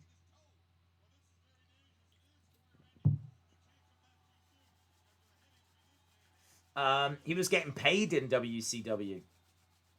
I enjoyed most of Dusty's booking, says Mr. E-Face. James Chadwick says, Days, have you heard that FTR is unhappy with AEW? But I don't know why. C says, love that old Raw series that you've done, and as they're not monetized, here's 5 video advert revenue, #ScrewTube. That's really kind, C Wrestling. Thank you very much. That's really nice. I really appreciate that support. Those videos are like C Wrestling is a legend. Look at this, you even get it read out. C Wrestling and 99 pence via a super chat. Love the old Raw series. Best you've done. Thumbs up. And as they aren't monetized, here's 5 videos advert revenue, #ScrewTube. Smiley face. Well, that's laughing face, actually. She's got that right, and she's only read one of them out. She's robbed you of 2 laughing faces there. So can I just apologise on behalf of Emma, who is Dave in real life's disgruntled ex. She seems to be taking her frustration out on Dave in real life, out on your message there, by claiming that it's just just a happy face, but it's clearly a crying face. And there's clearly 3 of them, so you can't get the staff. That's what I'm going to say. I'd like you to know that money is going to go towards recruitment. I'm going to do a whole recruitment drive and see if I can get a better voiceover woman. So, yeah, appreciate it. Boo, Emma, says C Wrestling. Well, I think we can all see now why Dave in real life is no longer with her. That's what we've just learnt there. She actually said ScrewTube, says Austin316. She says anything, Austin. She says anything. She'll do anything for money, that woman. I'm gonna break Emma's knees, says Sonny. Okay. The Raw reviews are great. I appreciate that. I really do. Nature Boy with big strikes on the outside to Kurt Hennig, who goes down. Austin says Emma still wants her sweetie. Dave in real life. Do you think that's what it is? Do you think she blames us? Do you think she blames us for separating those two? I wonder if we can try and convince Dave to take her back. Maybe then she'll read out the messages properly. Daniel McClung is a legend. They donated $2 via a super chat. Raw review was great. Do more of those. Thank you, my friend. There's another one. There's more coming. You'll get another one on Tuesday, which I think I still need to just finish editing, like doing the thumbnail. I haven't got a thumbnail for it yet. So that'll probably be what I do tomorrow. It's like just do a few finishing touches to that and whatever. So, Days, if you want something read, read it yourself. That's true. I should. The only problem is, this match is all right, by the way. I know I should be paying it like attention, but yeah, the problem is that the chat that I use, I can't. It only gives me like a few minutes when someone sent a message, and then once those few minutes are gone, I can't get them back. So if I don't read it at the time, or if I miss it and it's been a few minutes, I just can't see it anymore. It's a real nightmare. It's a real problem. So I have to have it set now so that it reads them out, because there was a few that were getting missed. So just doing the best I can. Just doing the best I can. But you cannot get the staff. Days, have you ever professionally called a match live at an event? Yes. In my head. I do it all the time. Whenever I go, if it's the weirdest thing when you go to like Raw or SmackDown, like, and you sit there and like the match starts, you're like, you really like, where's the commentary? Like it's a weird thing that you miss if you go to a house show. Do you know what I mean? It's just like the sound of the ring bouncing around as they're, do you know what I mean, slamming each other onto it. Like that's it. And like the crowd going, oh, and like crowd noise and everything. You really, really miss the commentary. I do. I really miss it. So you sit there and it's such a weird experience. Totally, totally different. I mean, I'm sure loads of you have been to like house shows and indie shows, things like that. I mean, I haven't been to that many live wrestling shows, believe it or not.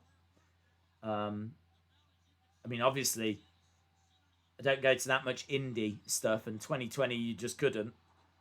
And WWE tend to come over like twice a year. So it's not as if I'm like going every week to indie shows or whatever. But you really notice it. So in my head, I do it all the time. In my head when I'm there, I'm like, against the ropes, Irish whip, big back body drop. Oh, nice. Into a back breaker. Going up top, looking for a suplex. Kind of, and I'm doing that all the time. All the time. And I think that's very professional. So there we go. I am going to say I have professionally done it to an audience of one, me. Ric Flair has put the United States Championship around Kurt Hennig's head. He goes over. Stomping away.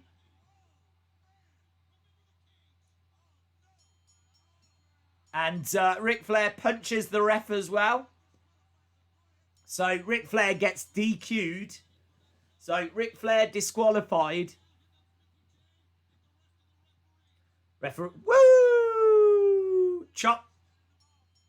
I think he just chopped that first ref. The ref didn't go down. NWO coming down.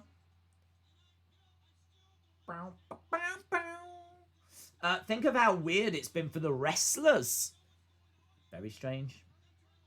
Austin says, Days, I don't like when people flirt with you. Only I should be allowed to do that. That's fine. Let's make that a new rule. So, no flirting with me or anyone in the chat. I don't want any flirting whatsoever. Only Austin is allowed to flirt with me. So, there we go. That's now an official community rule, Austin. Right, that is the end of that match. So that's done. We've got through that. We're backstage. We can see Macho Man with a headset on. This is www.wcwwrestling.com. Oh, yeah. Dig it. Wrestling Days fan, I'm alright, thank you.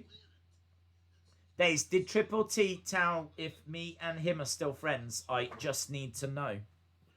I haven't spoke to him since last week's debacle, where there was a stream that started and you couldn't hear him and all this carnage. That was a nightmare.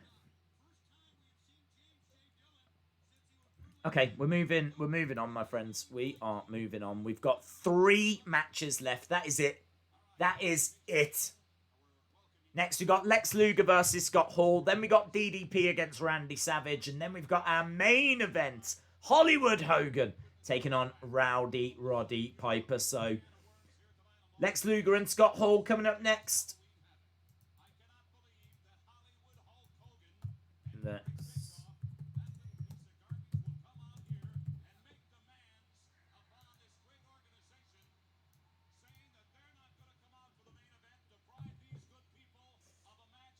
Mean Gene is kicking off here.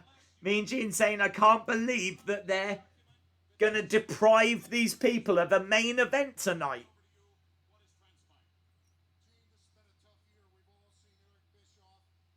It's been a tough year.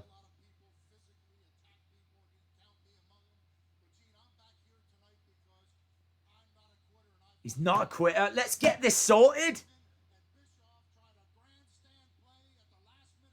Yeah.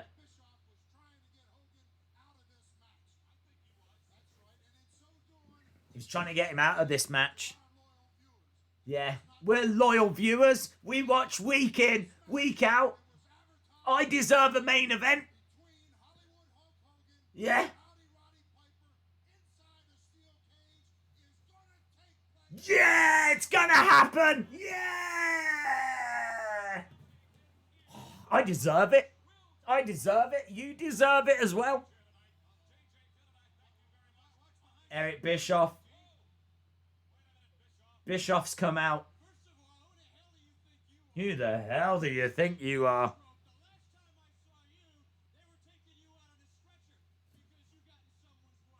Oh, hello. What's this? What's he got? What's he got here?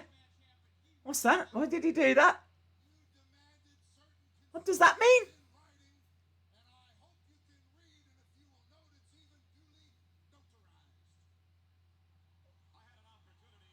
Right, there's some kind of a contract or something here.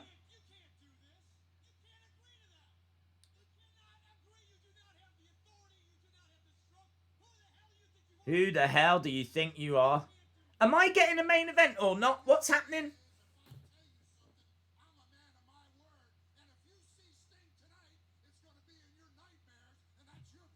If you see Sting tonight, it'll be in your nightmares.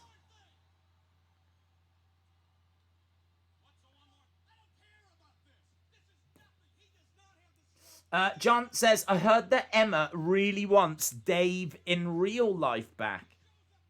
Well, she is John now Doria starting. is a legend. They donated $3 via a super chat. I heard that Emma really wants Dave IRL back badly. She won't even say his name? She won't even say his name? Dave IRL. Do you mean Dave in real life, Emma? Can't you say it, Emma? Does it still hurt, Emma? I've never heard of Dave IRL. That's not his name, though, is it? That's not his name. Larry Zbyszko.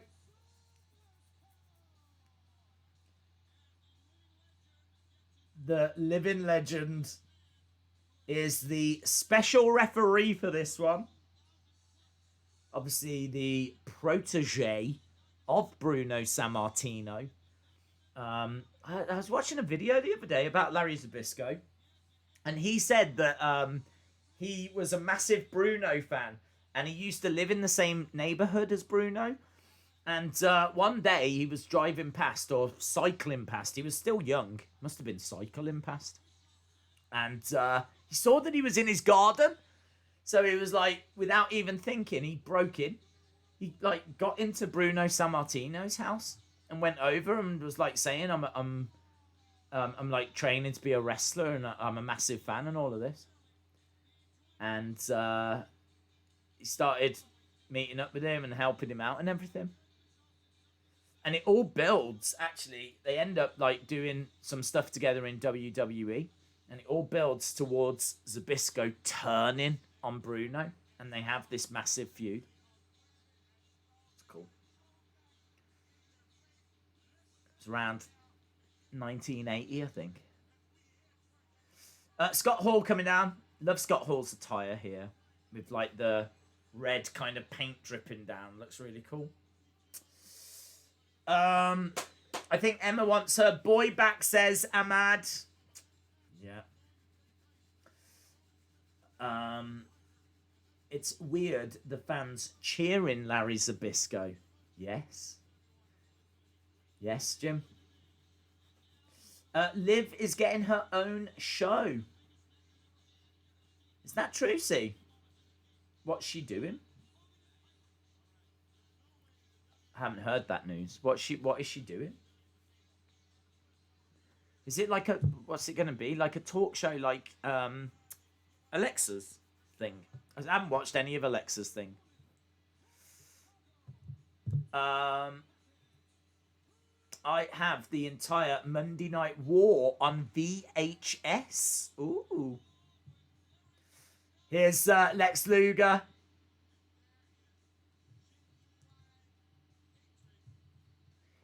I don't understand why he's a heel, isn't it? He is just a heel. He looks like a heel. That pyro's out. It's so loud. Look at it going off still. That pyro's having a seizure.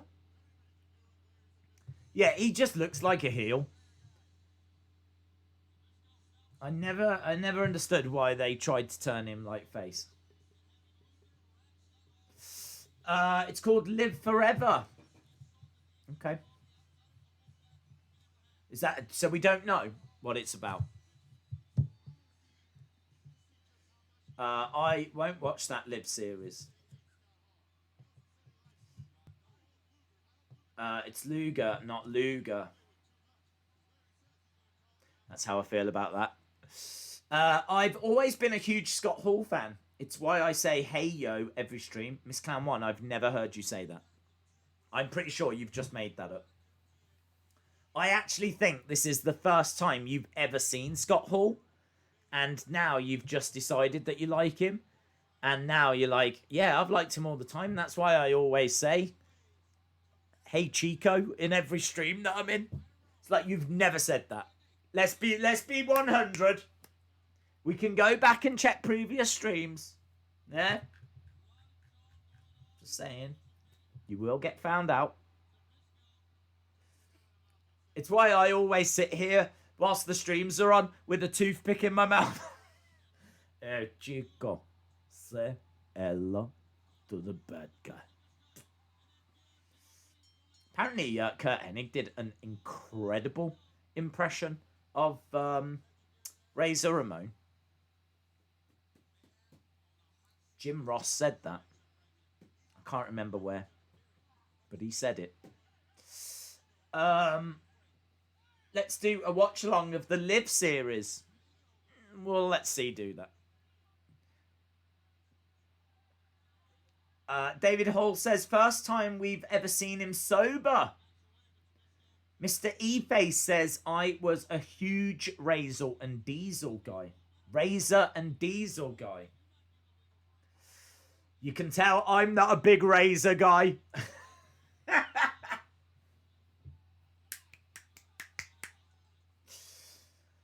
Or general hygiene guy either, if I'm being honest. Do you know what I mean?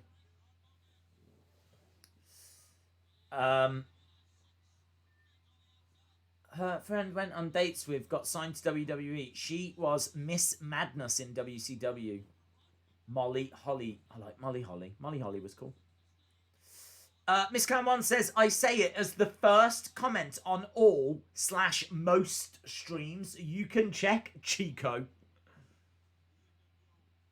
Someone's a bit touchy. Right, headlock here. What did Meltzer Baby give this one? Let's have a look. What did old Meltzer Baby give this? This is our Coco main event. And this, guys, this gets a massive 3/4 of a star. 3/4 of a star. Yes. I mean, this is basically Razor Ramon versus Lex Luger, isn't it?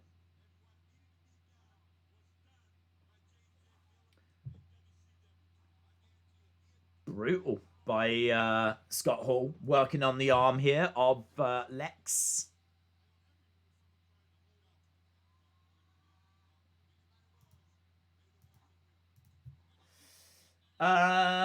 Dang days, this chat is giving mic drops in you today.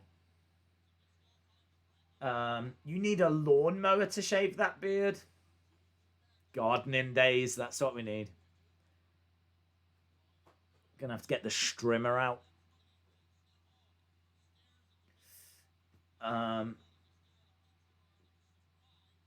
He looks a bit disheveled, doesn't he, Scott Hall there? Looks a little bit disheveled. Here we go. Scott Hall wanting to do a test of strength. C Wrestling says, Dave, so apparently the Live show debuts on November 26th.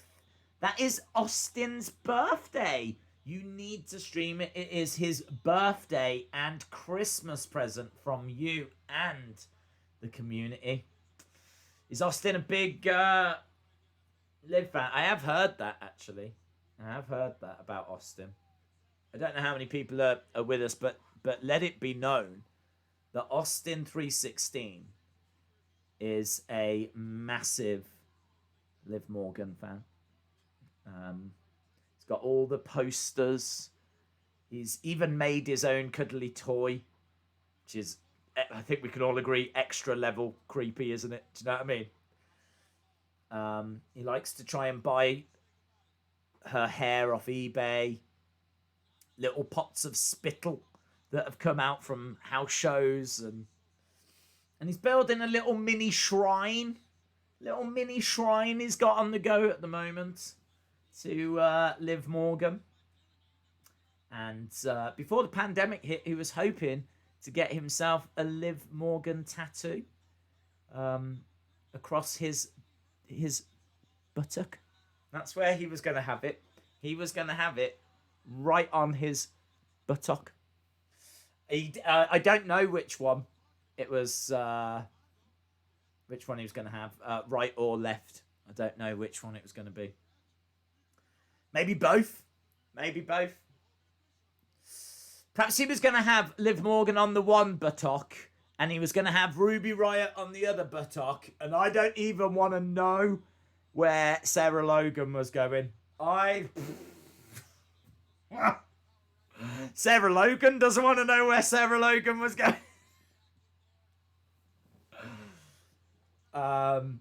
So yeah, that was going to be a riot. That was going to be a riot. And that was going to be his party trick. If you was going to say to Austin 316, can you show me your riot squad? Well, actually, just don't say that to Austin 316. Can I have a look at your riot squad? There's some things in life that you can never unsee. There's some things in life that just get burned into your mind, into your memory, and that would have been that. That absolutely would have been that. So I think actually that I think I'm right in saying, weren't you, Austin? You was going to be on episode 1 of that new Liv Morgan show. I think you was going to show off that tattoo. So I don't know what she's going to do now that the pandemic's hit, and obviously, I mean, I'm guessing, unless you've done it yourself. Have you done it yourself with a mirror? Have you given it one of them? Trying to... I mean, honestly, if you get the angle of that mirror wrong, there's some things you don't want to see, isn't there? Do you know what I mean? If you get the angle wrong there, as you're trying to tattoo Liv Morgan onto your buttock, just so that you can get on her debut episode of her special on the network. Woo! Wow, we went on a journey there, didn't we? We went on a little journey. Welcome to this Halloween Havoc 1997 watch along. It's going very well. It is going very, very well. Scott Hall is pounding away on Lex Luger. He's got the whole squad on his bum. He's got the whole Riot squad on his bum. He's got the whole squad on his bum. It's Austin 316.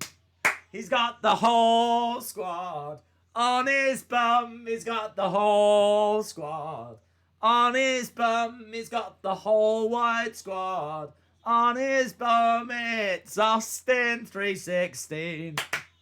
Yeah! Mic drop, C Wrestling. Mic drop. There we go. I think Sarah Logan would have joined the War Raiders and had her name changed to Hilga.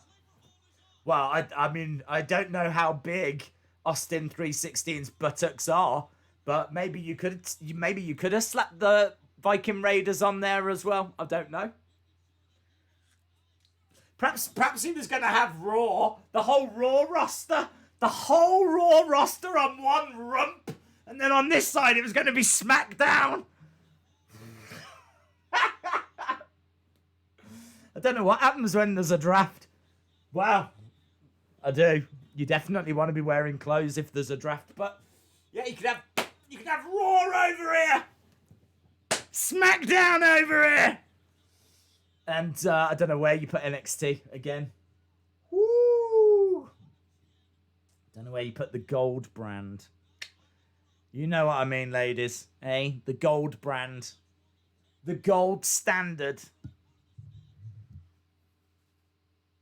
The developmental system. The whole roster. Oh, we are doing so awful with this pay-per-view. Sleeper hold on Lex Luger, and Larry Zbyszko is checking that Lex is still with us. Here we go, getting up on his feet, trying to break out of it. Picks up Scott Hall, big back body drop. And Scott Hall is down. Never was a fan of Luger. The only time I ever rooted for Lex was when he was teaming with Sting. The smack. I'll be honest, it is actually stinging a little bit. What happens when someone gets drafted to another brand? I don't know. I don't think he thought it through. I don't think he thought it through. Those smacks sounded nice. They were hearty, weren't they? Like, I really got into it.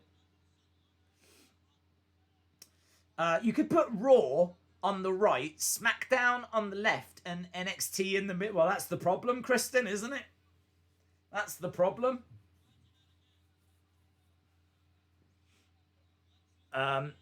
They got one for Scott Hall too. Sing It Days. He's got a bottle of scotch in his hand. I think he's recovered. Is he recovered? I mean, I don't know if you ever really recover, but I think he'd been doing better in recent times. Nando says, do you remember the first show you streamed? I don't, actually. That's it now. With those smacks, Daisy's start. What do you mean? Starting an OnlyFans? It's been signed up since day one-ish. OnlyFans since day one-ish.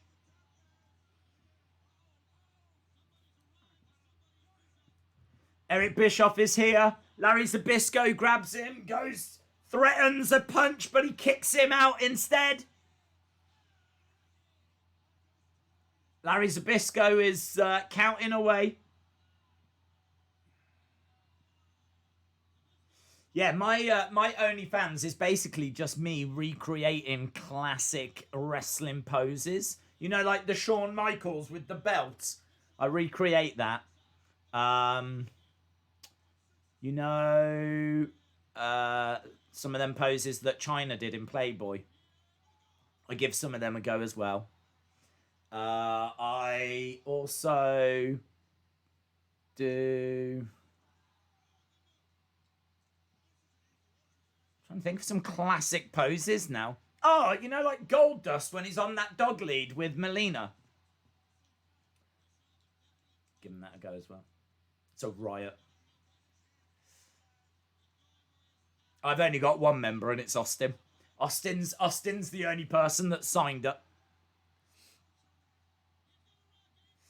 Here we go. Look, Lex Luger.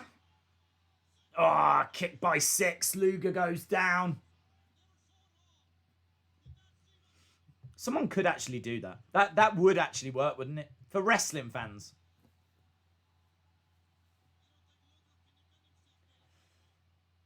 Picks him up.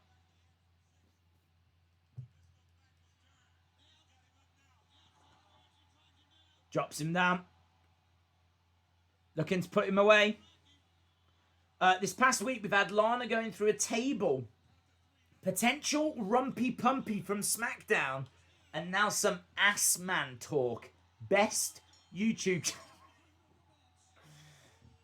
Scott Hall's won anyway, guys. Scott Hall has won. Wow. 1 hour left. Yeah, just under an hour left.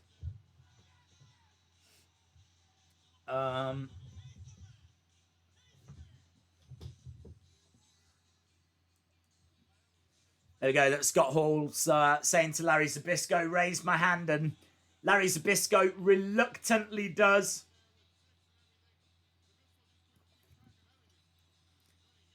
John says, can this stream never end? Did Bischoff not know how to format the cards? No wonder Cornette doesn't like him. Yeah, this show is not as great as I remember.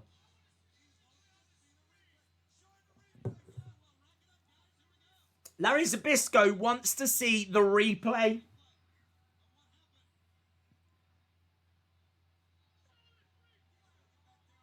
Can you even see the replay? Where is the big screen? There it was. Larry, look at that, Larry. Larry, look at that. 6 came in.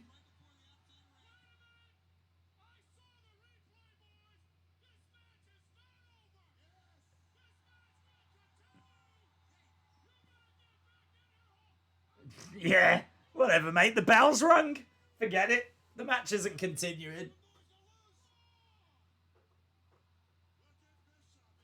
Oh, I'd just walk away. Zbyszko is restarting the match. Zbyszko pushes Scott Hall. Luger. He's got him in the rack. Oh, Luger's going to win by DQ. 6-pack missed Luger. Zbyszko's got 6. Eric Bischoff comes over, starts kicking Zbyszko in the head. It's a good end to this match, this is. Just found out the first stream you did, it was a 20-minute trial run, was it? Was it?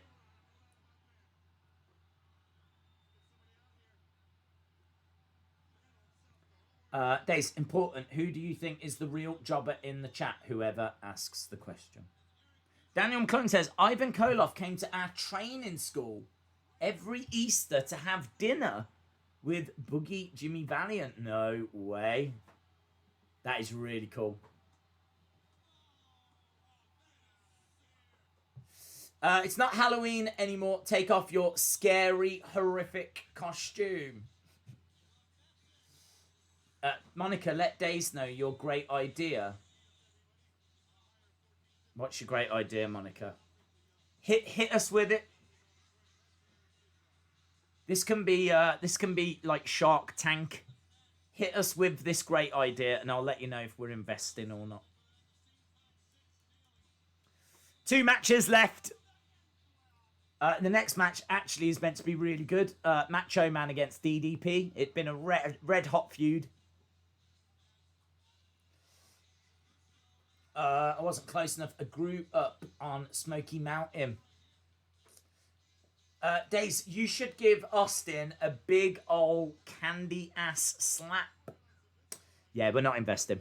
I've looked at the analytics, and I think the fact that when I read that message, a little bit of vomit came up into my mouth. That was enough for me to go, I'm going to pass on this opportunity. I'm going to thank you for your suggestion, but I am going to... I'm going to leave Austin's ass to the tattoo artists of the world. World War III is coming, guys! 60 warriors, 3 rings! The war isn't over! I think that was on around the same time as Survivor Series. 3 rings. 3 rings. Has anyone ever put 4 rings together and done just like a giant ring? Has that ever been a thing? Why have we never done that? Have we ever done that? Imagine that.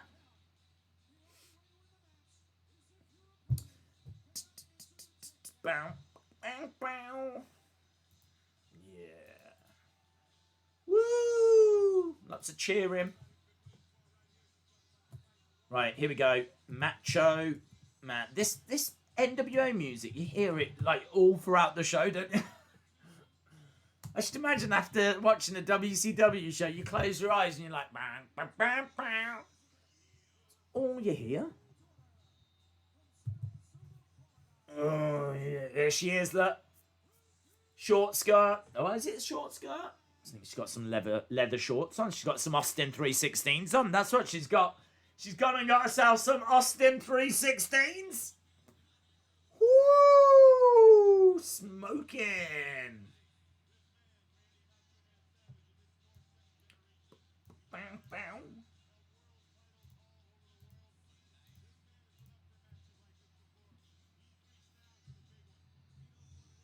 Ooh. See, she still looks so classy, doesn't she? She looks lovely. There's the Papa Shango jumper guy.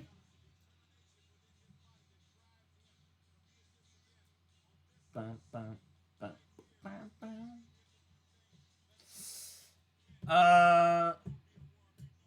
Thunder Rosa's doing an autograph signing in my town in 2 weeks, says Lenny. You should go by and say, hello. Is it me you're looking for? Can't you give me a slap that you won't give Austin because I haven't got a tattoo on my bum? Okay, this is weird now. This is weird. I mean, it's getting so strange, I might even report my own channel. So, I feel like we need to put this conversation in reverse. Right, DDP has come down.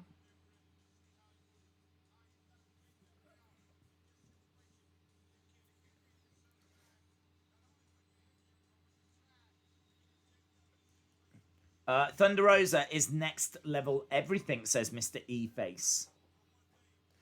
Can we unmod Chalmers and time him out? Yes, we can.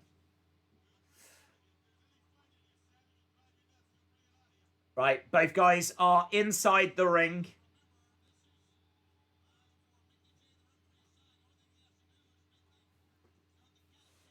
DDP to the outside. I think this is a last man standing match. Now, both of these guys have won 1 match each, I believe. This is like the rubber match. So, this had been a really, really red-hot feud. Really great feud in 97. Did you hear that CM Punk has a contract with WWE? He is coming back. I have not heard that, Hamad. I have not heard that.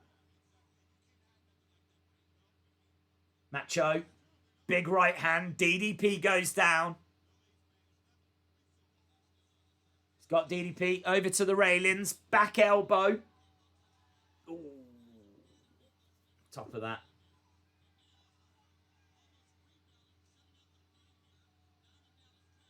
Look at that. You're flipping him over with his own shirt. Nice kick to the lower back, kick to the side. He's got Macho throwing him back into the ring. Double axe handle by Macho. I tell you what, I don't know if I've drawn attention to this, but you've got to appreciate the referee with a bow tie. Wonderful. That's exactly what referees should be wearing today. Lovely little bow. What do referees wear? I can't even remember. I think it's like stripes, isn't it? Which is very slimming, in all fairness. But look how classy that looks. Lovely, crisp shirt with a bow tie. Beautiful. Beautiful. Mr. E-Face says, the opening match was great. John says, can you time out Austin and Chalmers? I can do that, yes. Kitten Paws says, Macho's attire was so cool. CM Punk's contract is with Fox Sport. Zachary says, this is the greatest match. Big strikes coming in by DDP. Well, what I would say is I feel like we went through, I would say, a good 50 minutes of awfulness. I feel like we were coming out during that last match. But I do feel like we've been in the wilderness, which is what we officially are allowed to call Austin 316's backside. So I feel like we've been in the wilderness, but we've come out now. We've emerged. And now here we are at what should be a very good match. I think Days could have different hats for each show. Red for Raw, blue for SmackDown, a red crate for Hell in a Cell, a police siren for Survivor Series, a pirate ship for WrestleMania. That would be good. That would be good. I mean, that is a level of detail that I am just not prepared to go to. But if I had the hats, I would do it. Do you know what I mean? If they were already here and it was just a case of, right, I've got to put the pirate ship on, of course I would do it. But I do not have a pirate ship hat, to be honest. I haven't even got a red hat. Well, I have got a red hat. Check out this sports entertainment channel. Proud. It looks like you're trying to emerge from a womb, not a forest. There's so much I can say to that. I think the best thing to do is for me to just move on. That's what I'm going to do. I'm going to move on before I get shut down. Shut down. DDP grabbing Macho Man. Macho Man using that top rope. DDP goes down to the outside.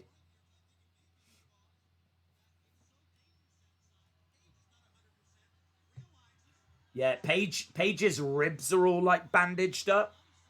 Double axe handle by Macho. DDP goes down. He could wear his beard in those colours. Okay. Referee on the outside counting away. Again, this is a last man standing. I have disappointed Days once again. Not at all. Not at all, Sonny. You've given me lots of ideas. Clothesline. Wow, look at that. Straight over the top into the front row. There's a Raven's flock.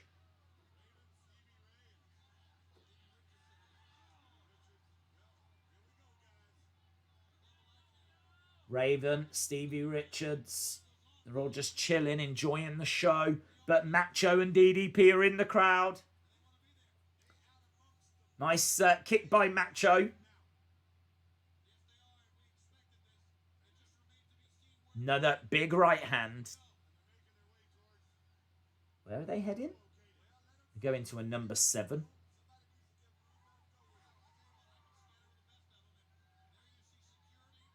Yeah, they're in the crowd at the moment. This is cool. There's a woman losing her mind here. Can we time out Austin? Sure. The flock says Zachary.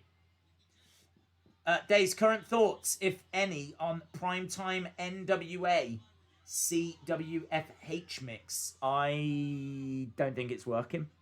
I don't think that there's that great of a mix, to be honest, between NWA and CWFH. I don't think they're doing a very good job of telling you about the championship from Hollywood talent. I think all they get is a quick little promo. I don't even think they do a very good job of advertising the championship wrestling from Hollywood show. I don't even know if it's running right now. I mean, like, it literally, that could be it, that primetime live thing. Into the tombstones. Look at these tombstones going down. So I understand they need to do something, but I don't think the execution has been brilliant. That's a real tombstone pile driver. Here we go, picks him up. He's going to... plants him. The tombstone falls over. Whoa!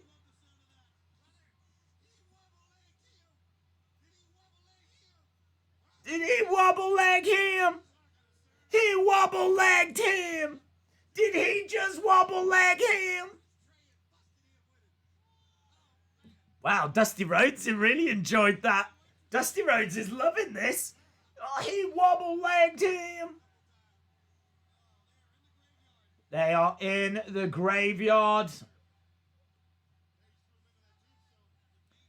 They're fighting in the entranceway right now.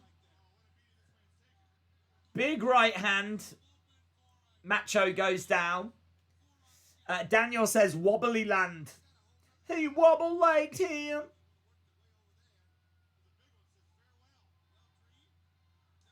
Big strike to the back of the head. Elizabeth in leather hot pants. Ouch.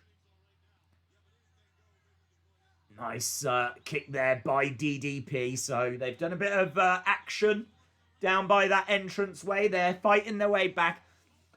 Unbelievably, we've got, what, about 39 minutes? 39 minutes left.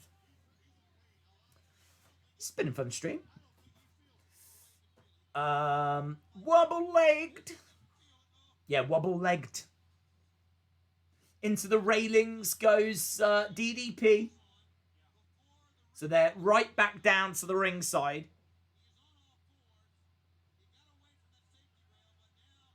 DDP on all fours. Climbing over.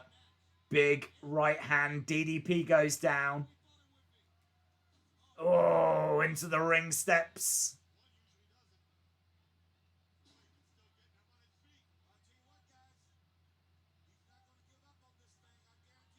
Oh, into the side of the steps. Man, head first. DDP went into those.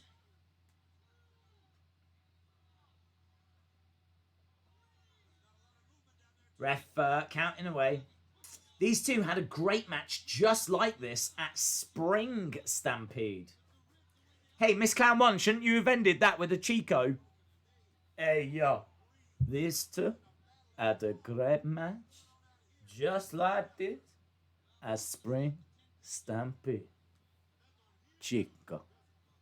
In my mind, that's how you sound now. Even though I've met you and I know that you don't sound that way.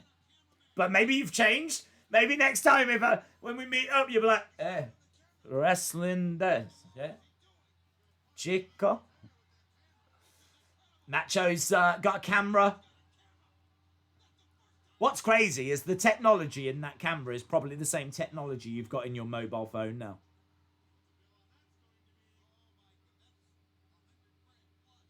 $100,000 that camera. In fairness, that's how much phones cost now. $100,000. Oh, hello, Elizabeth. Whoa, jumping up. Look at her. Ah! Yeah. I was like, what's she doing? Round she comes. Yep, I'm gonna do this now. Jumps onto the side. Okay, what's she doing? Boom! Over the head of the ref! Yeah! Choke him out! Choke him out! Oh, you've got to love Miss Elizabeth. She's so classy. Got that choking her. Kimberly's here. Cat fight! Cat fight! Kimberly!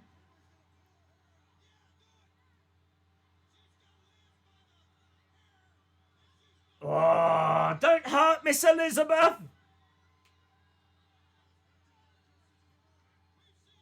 Kimberly is dragging Liz by her hair.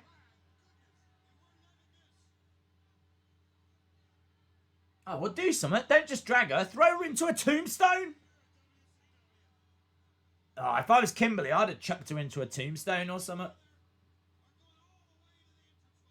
All that big face. Oh, drama. Cat fight, yeah. Did we get a Liz heel turn? I think she was heel anyway, wasn't she? But she jumped up. Right over the head of the ref.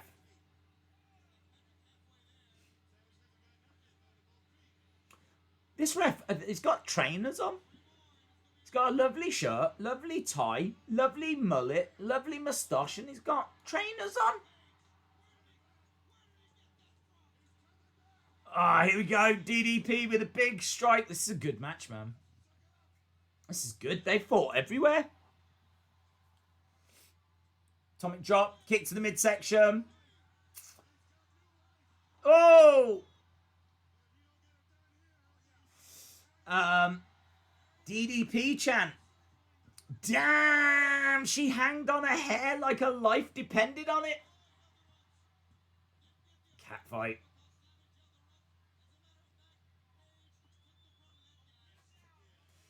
Paige is down.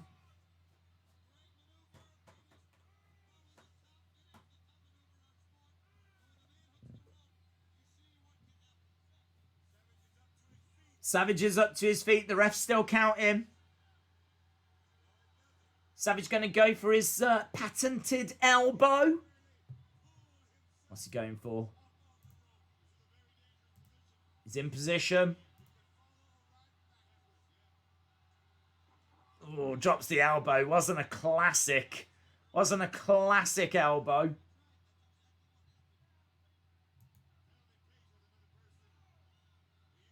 DDP down.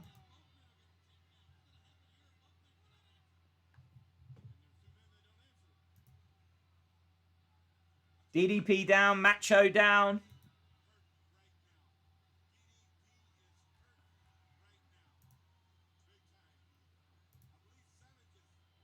What's he up to? Oh, is he starting again?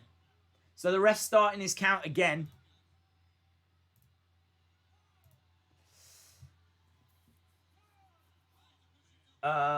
You can't understand how super over DDP and the Diamond Cutter were at this time.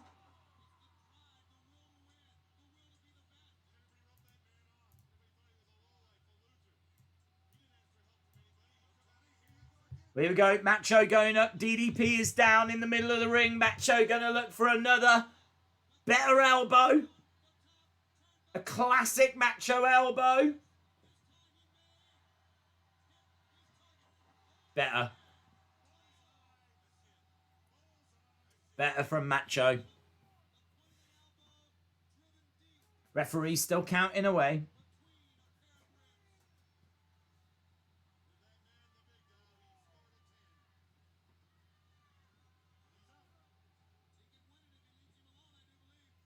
Six. 7. 8. Is he going to do it? 9. Oh, he does. He does beat the count. Knee right into the back by Macho. Macho scoops up. The ref's gone down. Oh, the Diamond Cutter. But the ref's down.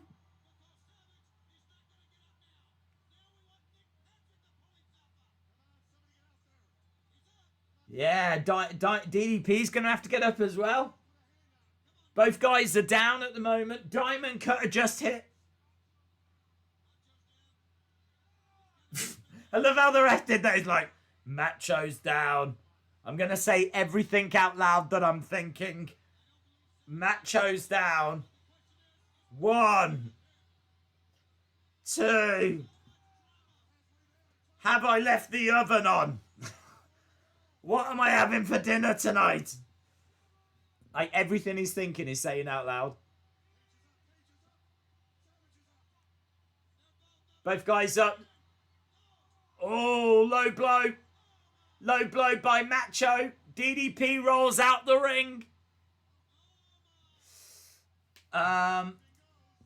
He managed in the AWA before wrestling. He did. Tommy Gaming, shout out to you. Eric Bad Kid Gaming.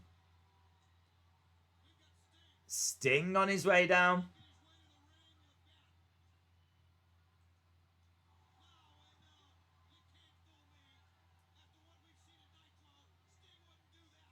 Sting wouldn't do that.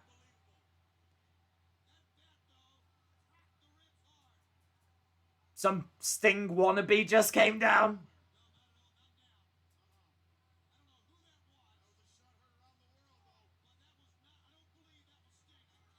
It's just crazy, isn't it? Crazy. So much like outside interference and just...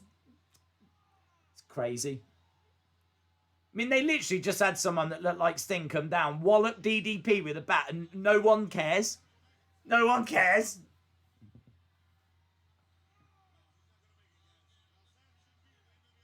Six.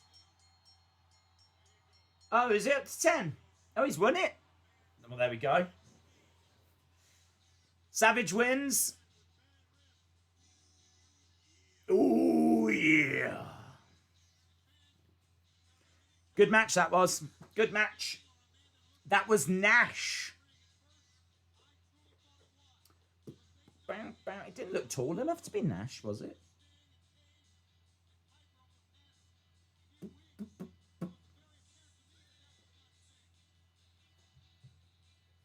Right, well, we've just got one match left. Bam, bam, bam. Hollywood.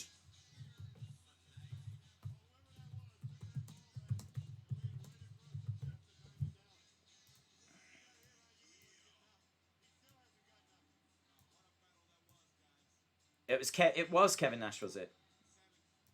Well, I believe you, because obviously this show is 23 years old, so I'm guessing you know.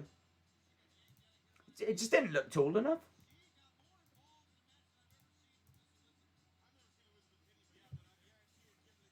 Certainly they don't seem to care.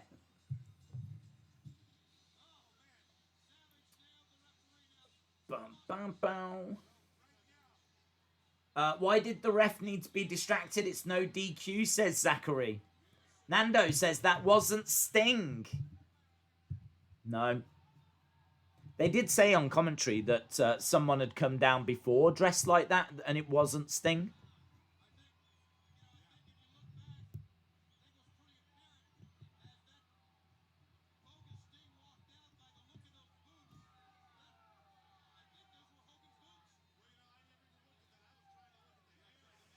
It was Mr. McMahon.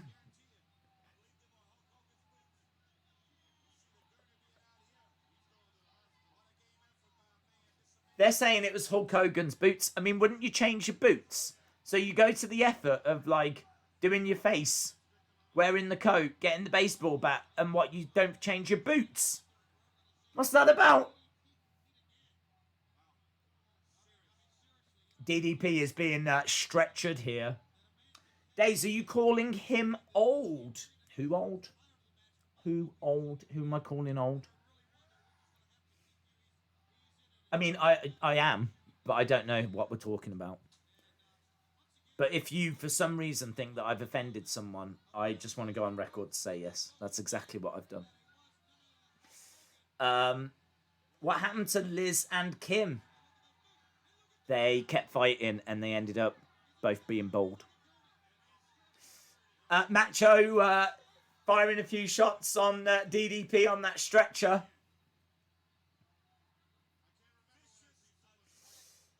Just like fake Taker. Daniel says they're saying it's Hogan, but it wasn't. Monica says it was Hogan. Daniel, Monica says it's Hogan. How do you feel about that, Daniel? Just stirring up a few things. Daniel, Monica says that you're lying and that it was Hulk Hogan. How do you feel about that, Dan?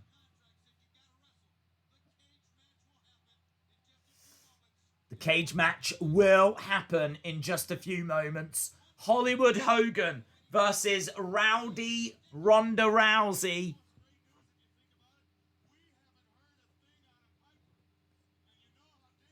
Bobby Heenan says we haven't heard a thing out of Piper.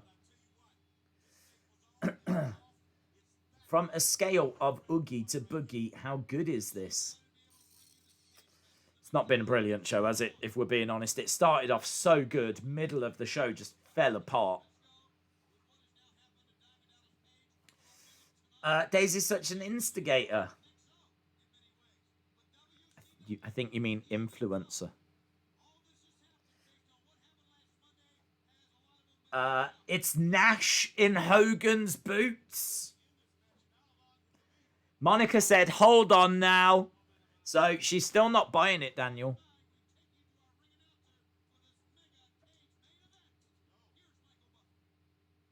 In fact, she's just sent me a DM. It says, hang on, let me go on to it. Daniel is a liar and he doesn't know what he's on about. Love, Monica. Not my words. The words of Monica.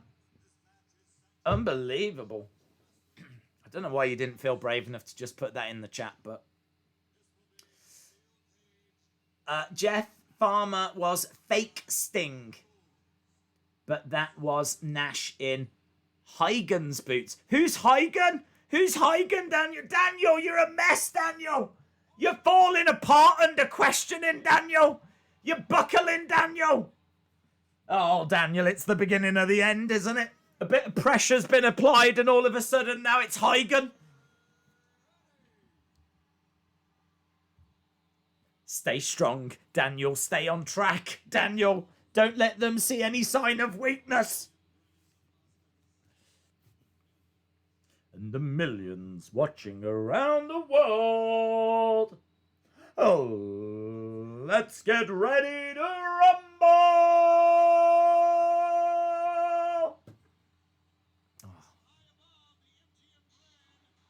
We are high above the MGM Grand.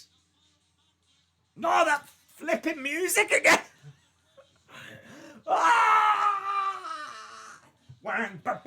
Just every match. Every match.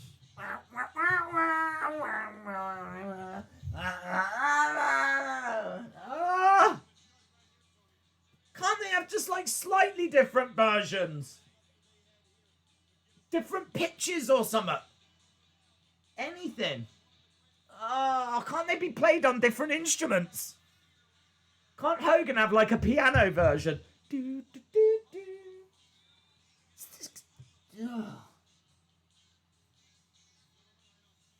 One on a xylophone.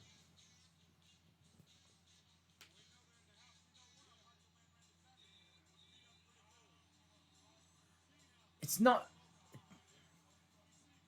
Was anyone complaining about that back in the day? Because I got to tell you, I would have written an angry letter. Zachary says, I didn't sign up for a cage match. Almost every member of the NWO had a match on that card. Days, I had an NWO club on Xbox. This cage looks like a low-budget Hell in a Cell. It is different, isn't it? It's got a bit of a blue cage vibe, isn't it?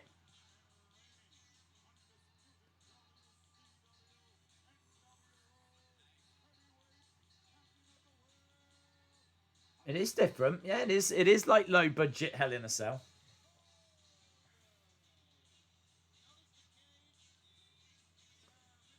Bum, bum, bum, bum, bum. This isn't Hell in a Cell. This is Beige in a Cage. That's what we've got here. It's kind of like a low budget Hell in a Cell. Beige in the Cage. Oh, God, that's so nice. Oh, no one's ever said that before, but I'm going to say it right now. Bagpipes. Sounds lovely. Oh, some soothing bagpipes. Hit me with them bagpipes. Hit me with that awful screeching sound. To take away that flipping NWO music.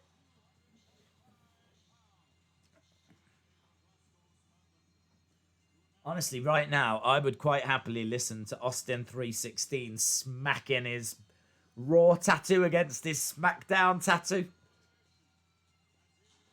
I'd sooner listen to that than the NWO theme.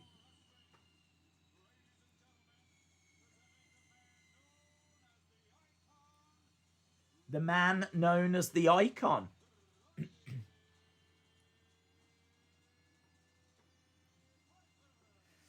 Roddy Piper.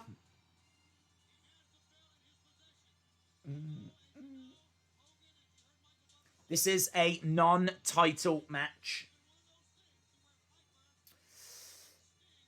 Bagpipes can be nice, especially with fire coming out.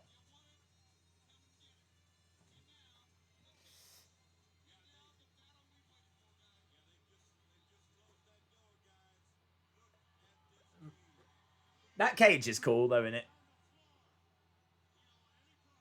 It looks like a proper wrestling cage.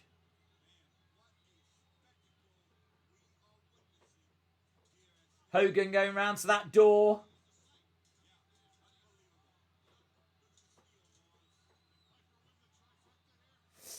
Apparently that old blue cage, and I should imagine this one as well, was awful. It was horrific. There's no give to them. Like those steel bars, they're not going to move. The thing with like chain link fences, it's got a degree of give to it. Like if you get thrown into it, it will kind of flex a little bit. That's not flexing.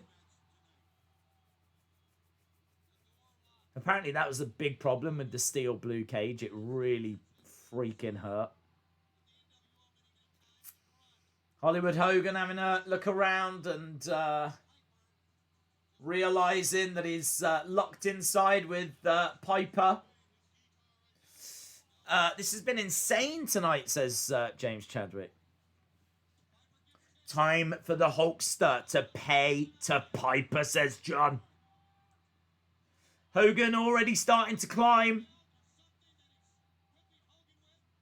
Oh, Roddy Piper having a bite of Hogan's derriere.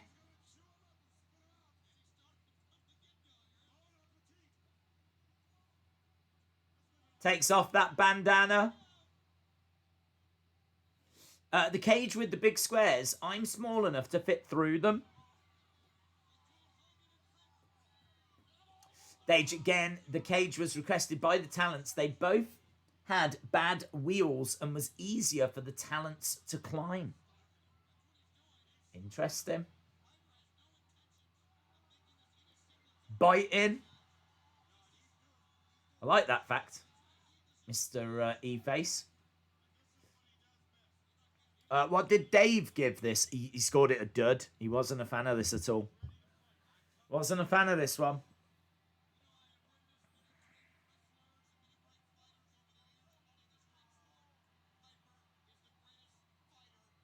Poke of the eye. Piper picks up Hogan. Atomic drop.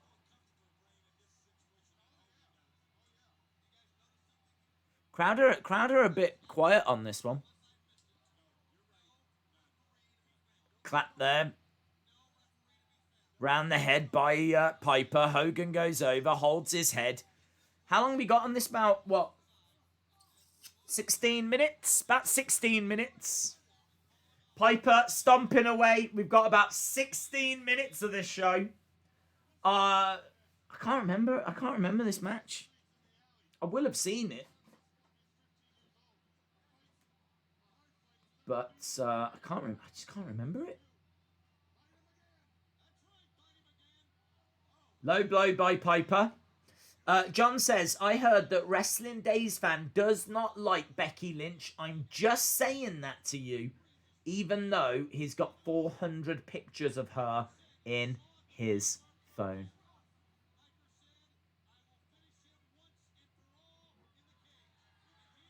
Hogan about to get smashed into that cage. Or he reversed, almost put Piper into it. They both go into that cage.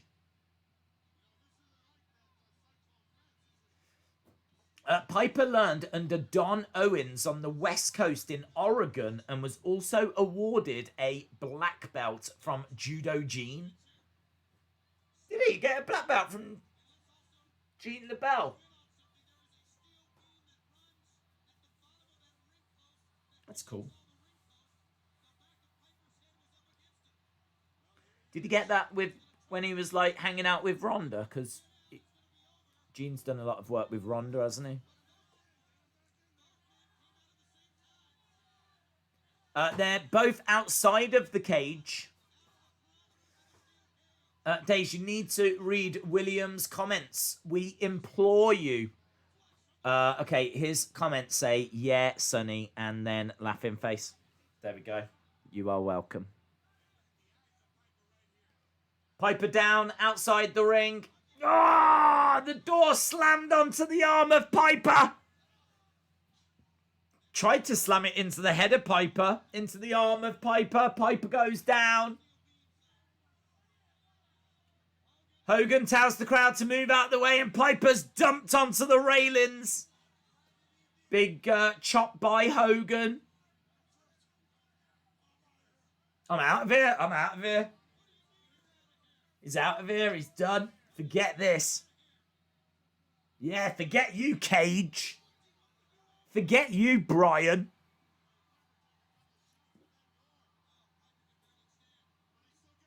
Looks cool, though, doesn't it? That's a great shot. What's this?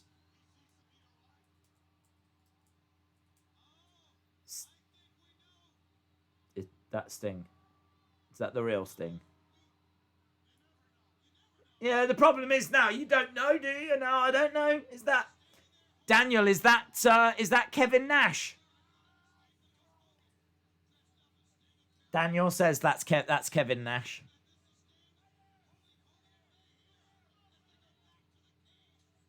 Going back inside the cage. Oh, door is slammed onto Hogan. Kevin Nash making his way down. Hogan doesn't chop as well as Flair. Hogan doesn't do many things as good as Flair. Rowdy earned the belt during the early part of his career. That is very interesting. I would have been sure that he would have been gifted that when he was with Ronda. Because I know that Gene LaBelle was good friends with Ronda's mom, and he actually trained Ronda as she was coming through. So I would have said that that's where he met him. So that's very interesting if he met him in the early part of his career. Daniel says, no, that's the real Sting. Oh, Daniel, make your mind up. You're all over the place. First it's Nash. Then it's Hogan. Then it's the real Sting.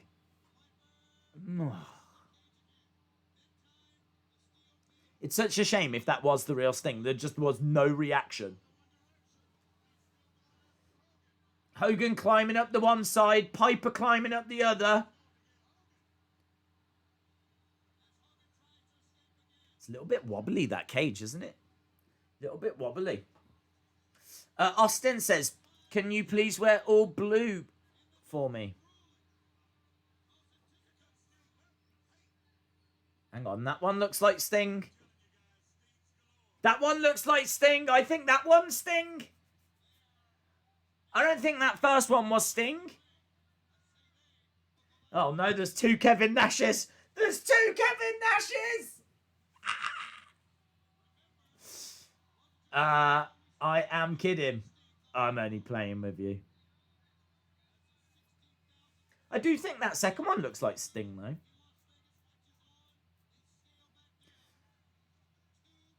Days, read William Hence's message. Fine there.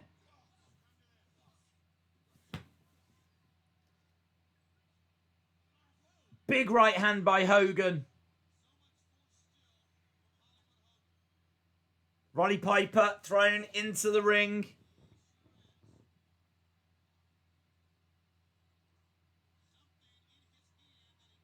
Is either of Stings the real Sting? Oh, Hogan whipping Piper with his belt. Boom! Whipping away on Roddy Piper. Got him down in the corner.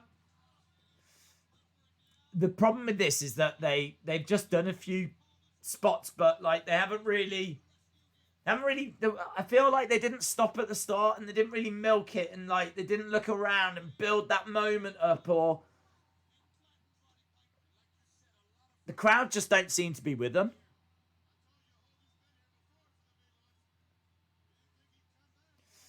You're correct. The connection between Ronda and Gene and Piper.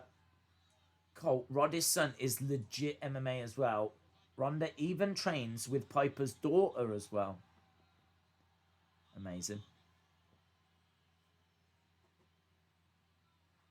Hogan putting the... tried to put his belt on, couldn't do it. Took it back off again.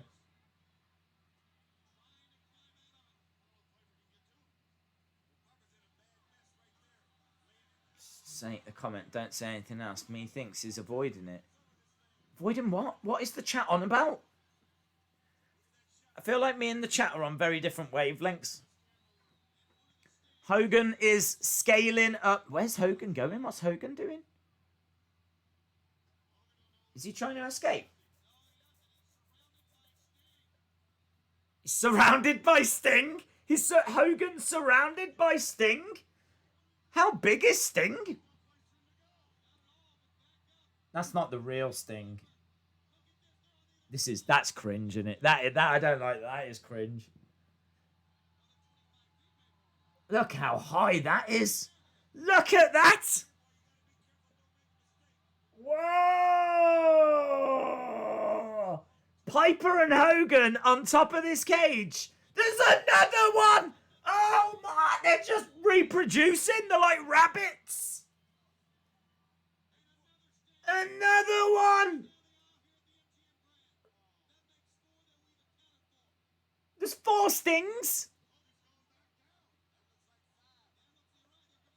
Another one's coming down. We got 5 Stings. Unbelievable. Some of them, well, I mean, like, you can imagine, some of them look rubbish.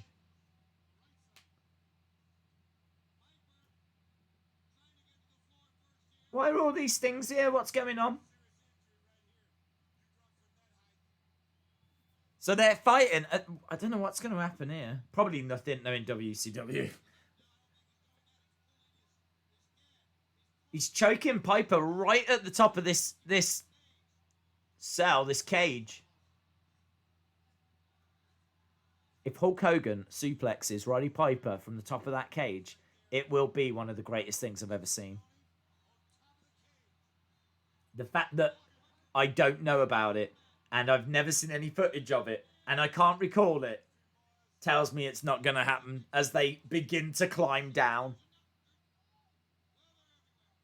There's things everywhere, guys. They're like Pokemon. Maybe none of them are Sting. Perhaps Sting's at home watching this with a cup of tea.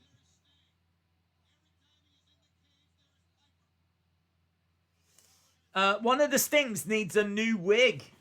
Some are wearing wigs. Yeah.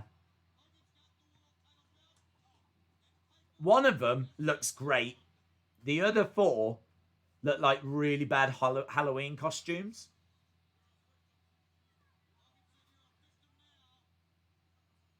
This match is playing second fiddle, though, isn't it, to all of the Stings? Is smashing his head against the ring. Hogan says, "Who's the man?" And drops the leg. He's saying to the ref, get in here. Hogan drops the leg again. 1, 2. Kick out by Roddy Piper after 2 leg drops.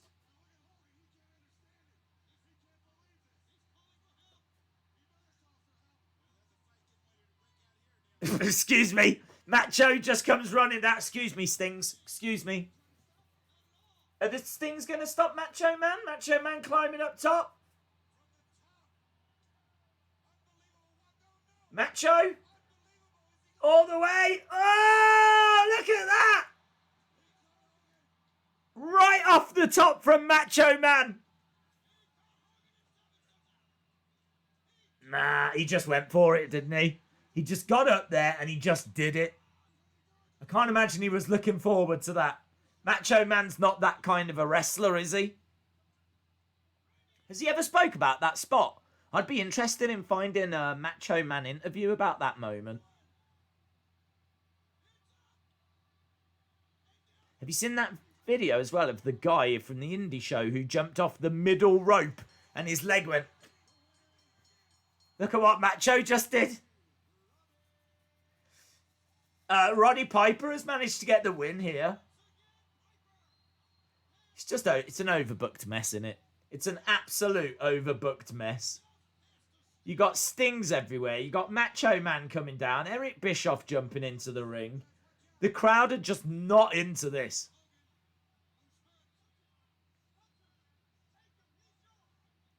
But I mean, like, you would watch this, right? And you'd be like, this feels like it's the death of one of the Sting's masks just came off. You'd watch this and you'd think this is just the death of WCW. But actually, when they do finally do Sting Hogan, I think it's the biggest pay-per-view in WCW history. And that's only a couple of months after this. They got handcuffs. Oh, that's a really cool Roddy Piper figure, isn't it? Look at that figure that guy's got. That is nice. That is nice.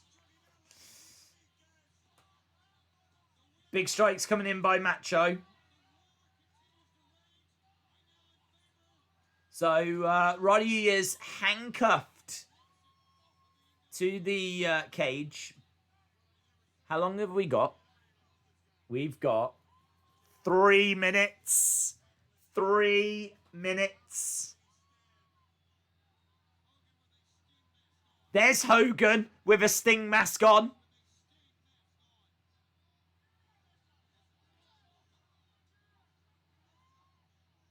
Who's this guy?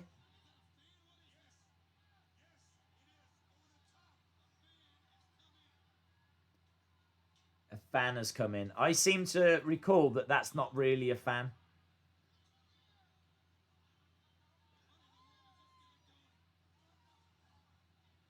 So what was the point in that?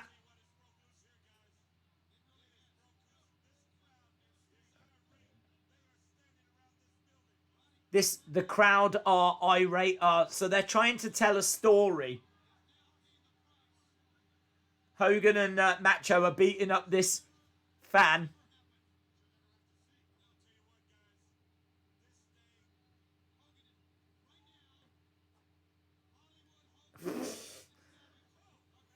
Fans invaded, and we're currently getting a close-up of it.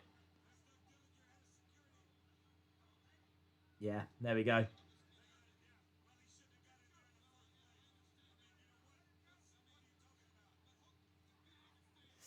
The crowd chants, "We want Sting." A fan. Yeah, a fan.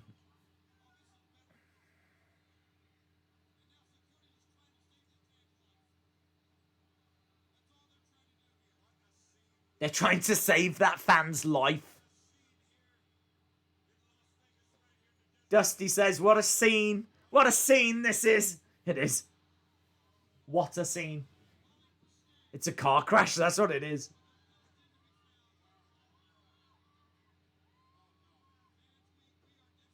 There's that fan again.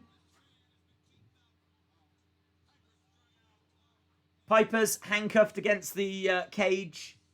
Zachary says, this is stupid. Daniel says, it was a fan. It was a fan. Well, that's the end of the show. That is the end of the show.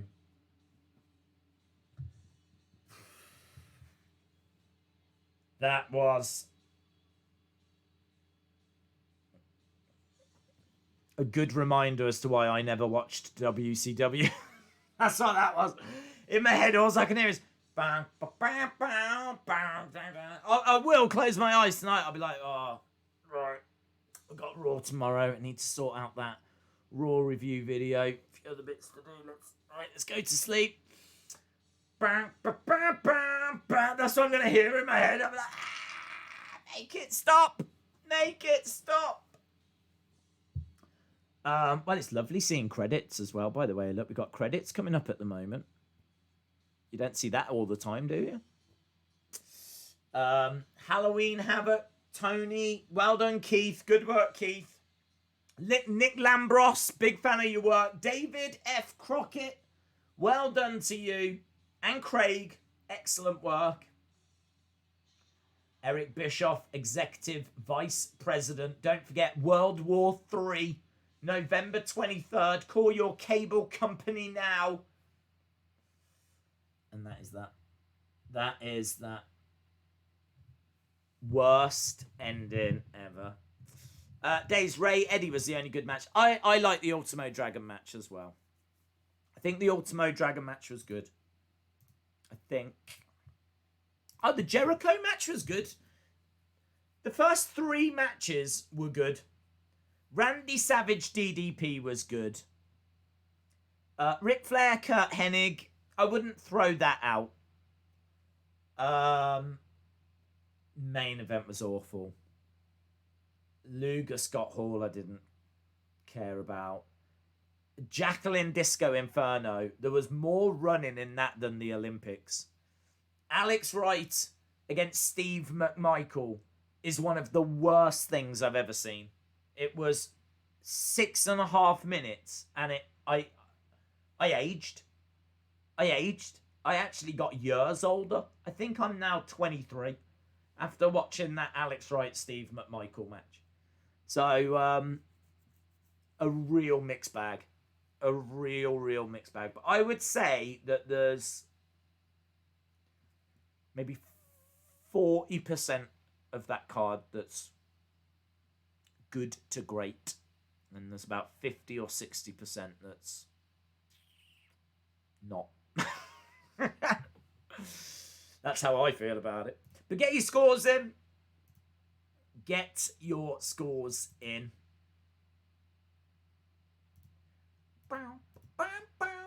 7 out of 10 says Sonny Wolf. 5.75 says Future Compilations. Next week, Elder Days show. Brian says 5.5. David Paul says Brian for Wrestling with Regret gave Piper versus Hogan -4 stars. I know that Meltzer gave it a dud. Days isn't 21 anymore. Well, I am, but I just feel 23. Alex says 10 out of 10 for the ass slaps. Thank you, Alex, because I did really go for those. I'm going to say for a good few minutes after, there was a tingle. Days 8.5. Wow. Downfall of WCW in the late 90s. 3 out of 10, says Alex. Zachary gives it a 7. 4.5, it was overbooked, says Suffocating Stars fan. Mr. E-Face gives it a 6. J14 gives it a 5.25. John says 5.5. Daniel says, I'm going to give it a bonus 3 points for the butt slaps. So it gets a 9 out of 10. Very strong. Monica says 6.75, but the chat gets 10 out of 10. Wow. The time has passed. Days avoided it for a reason. What do you mean? What do you mean? 5 out of 10, says David Paul. 7 out of 10, seriously. 5 out of 10, 2.45. William Hensey, 7. Did Liz and Kim have a match after this for those of us that need closure? Asks John. I don't know. How many Cenas did Cena get for WrestleMania? Hang on, I need to answer this question first. I need to know the answer to that. Liv, Kim, WCW. Let's have a look. Gail Kim. What?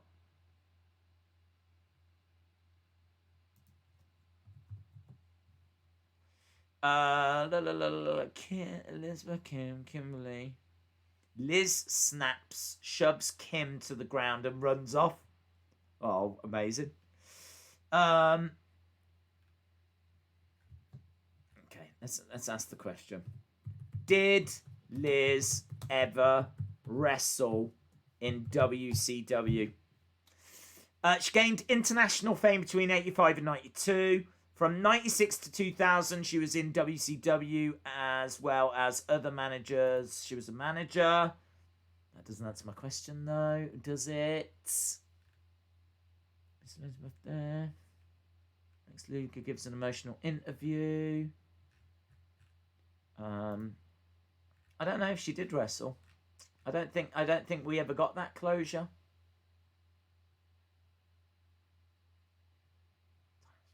I don't know that she did.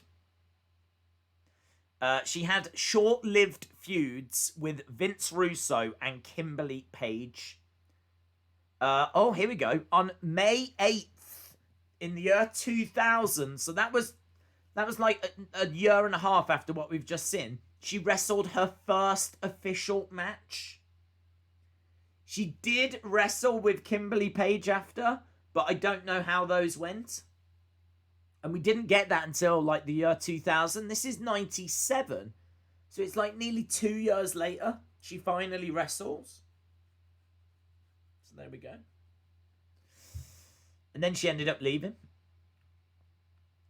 And she passed away in 2003. Isn't that sad? Isn't that sad? Less than 6 years after what you've just seen, she would have passed away.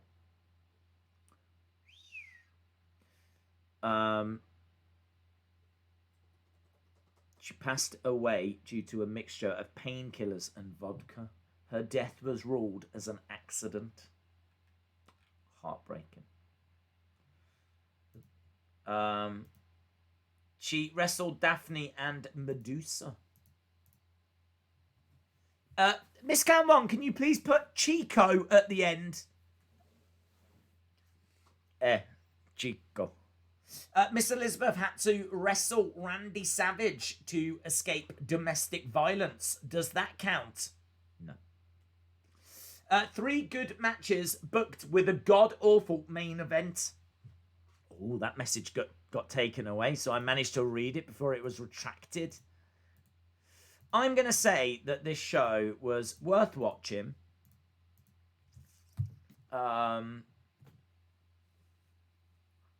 And that's about as far as I'm willing to go. That's about as far as I'm willing to go. I don't know what to say, man. I'm thinking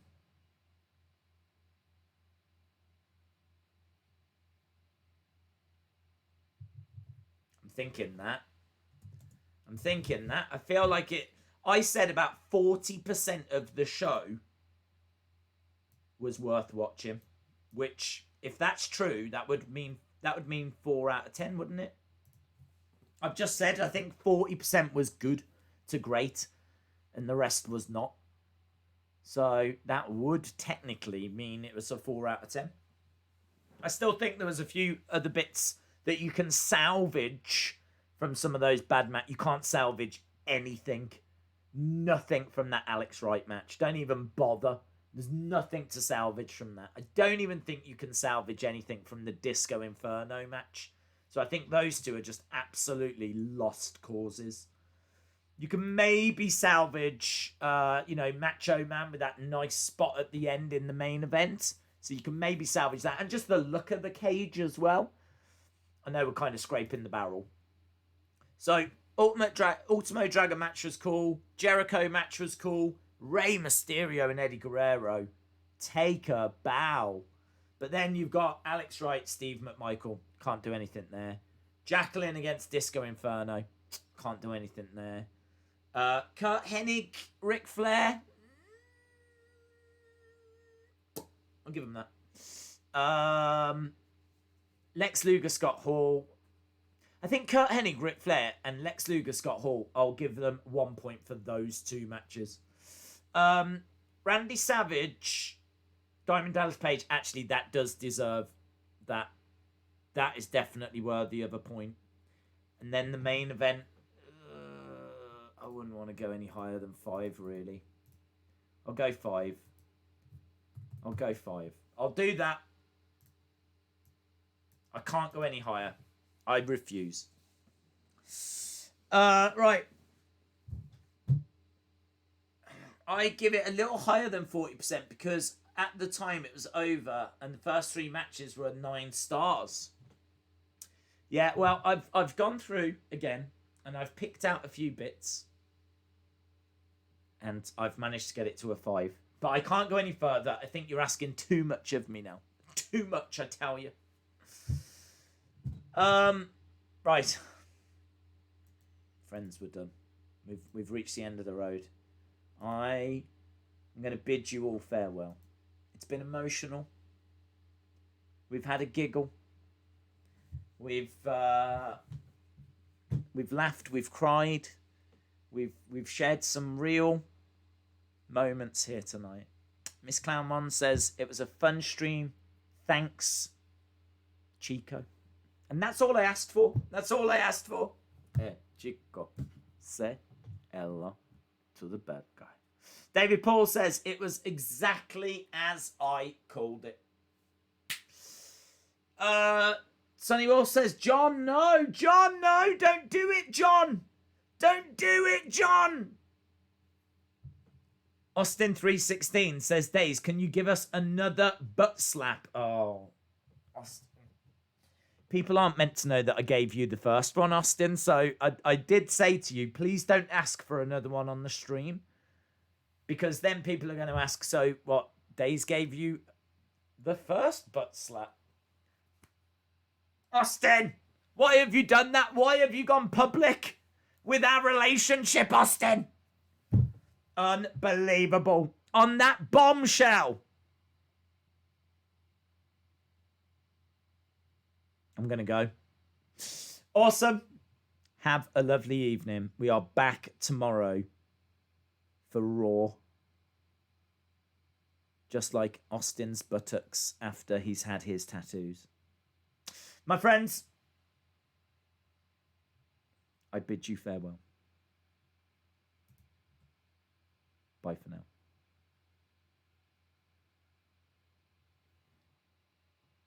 Wrestling Days fan, Days, read John Deoria's comment. John says,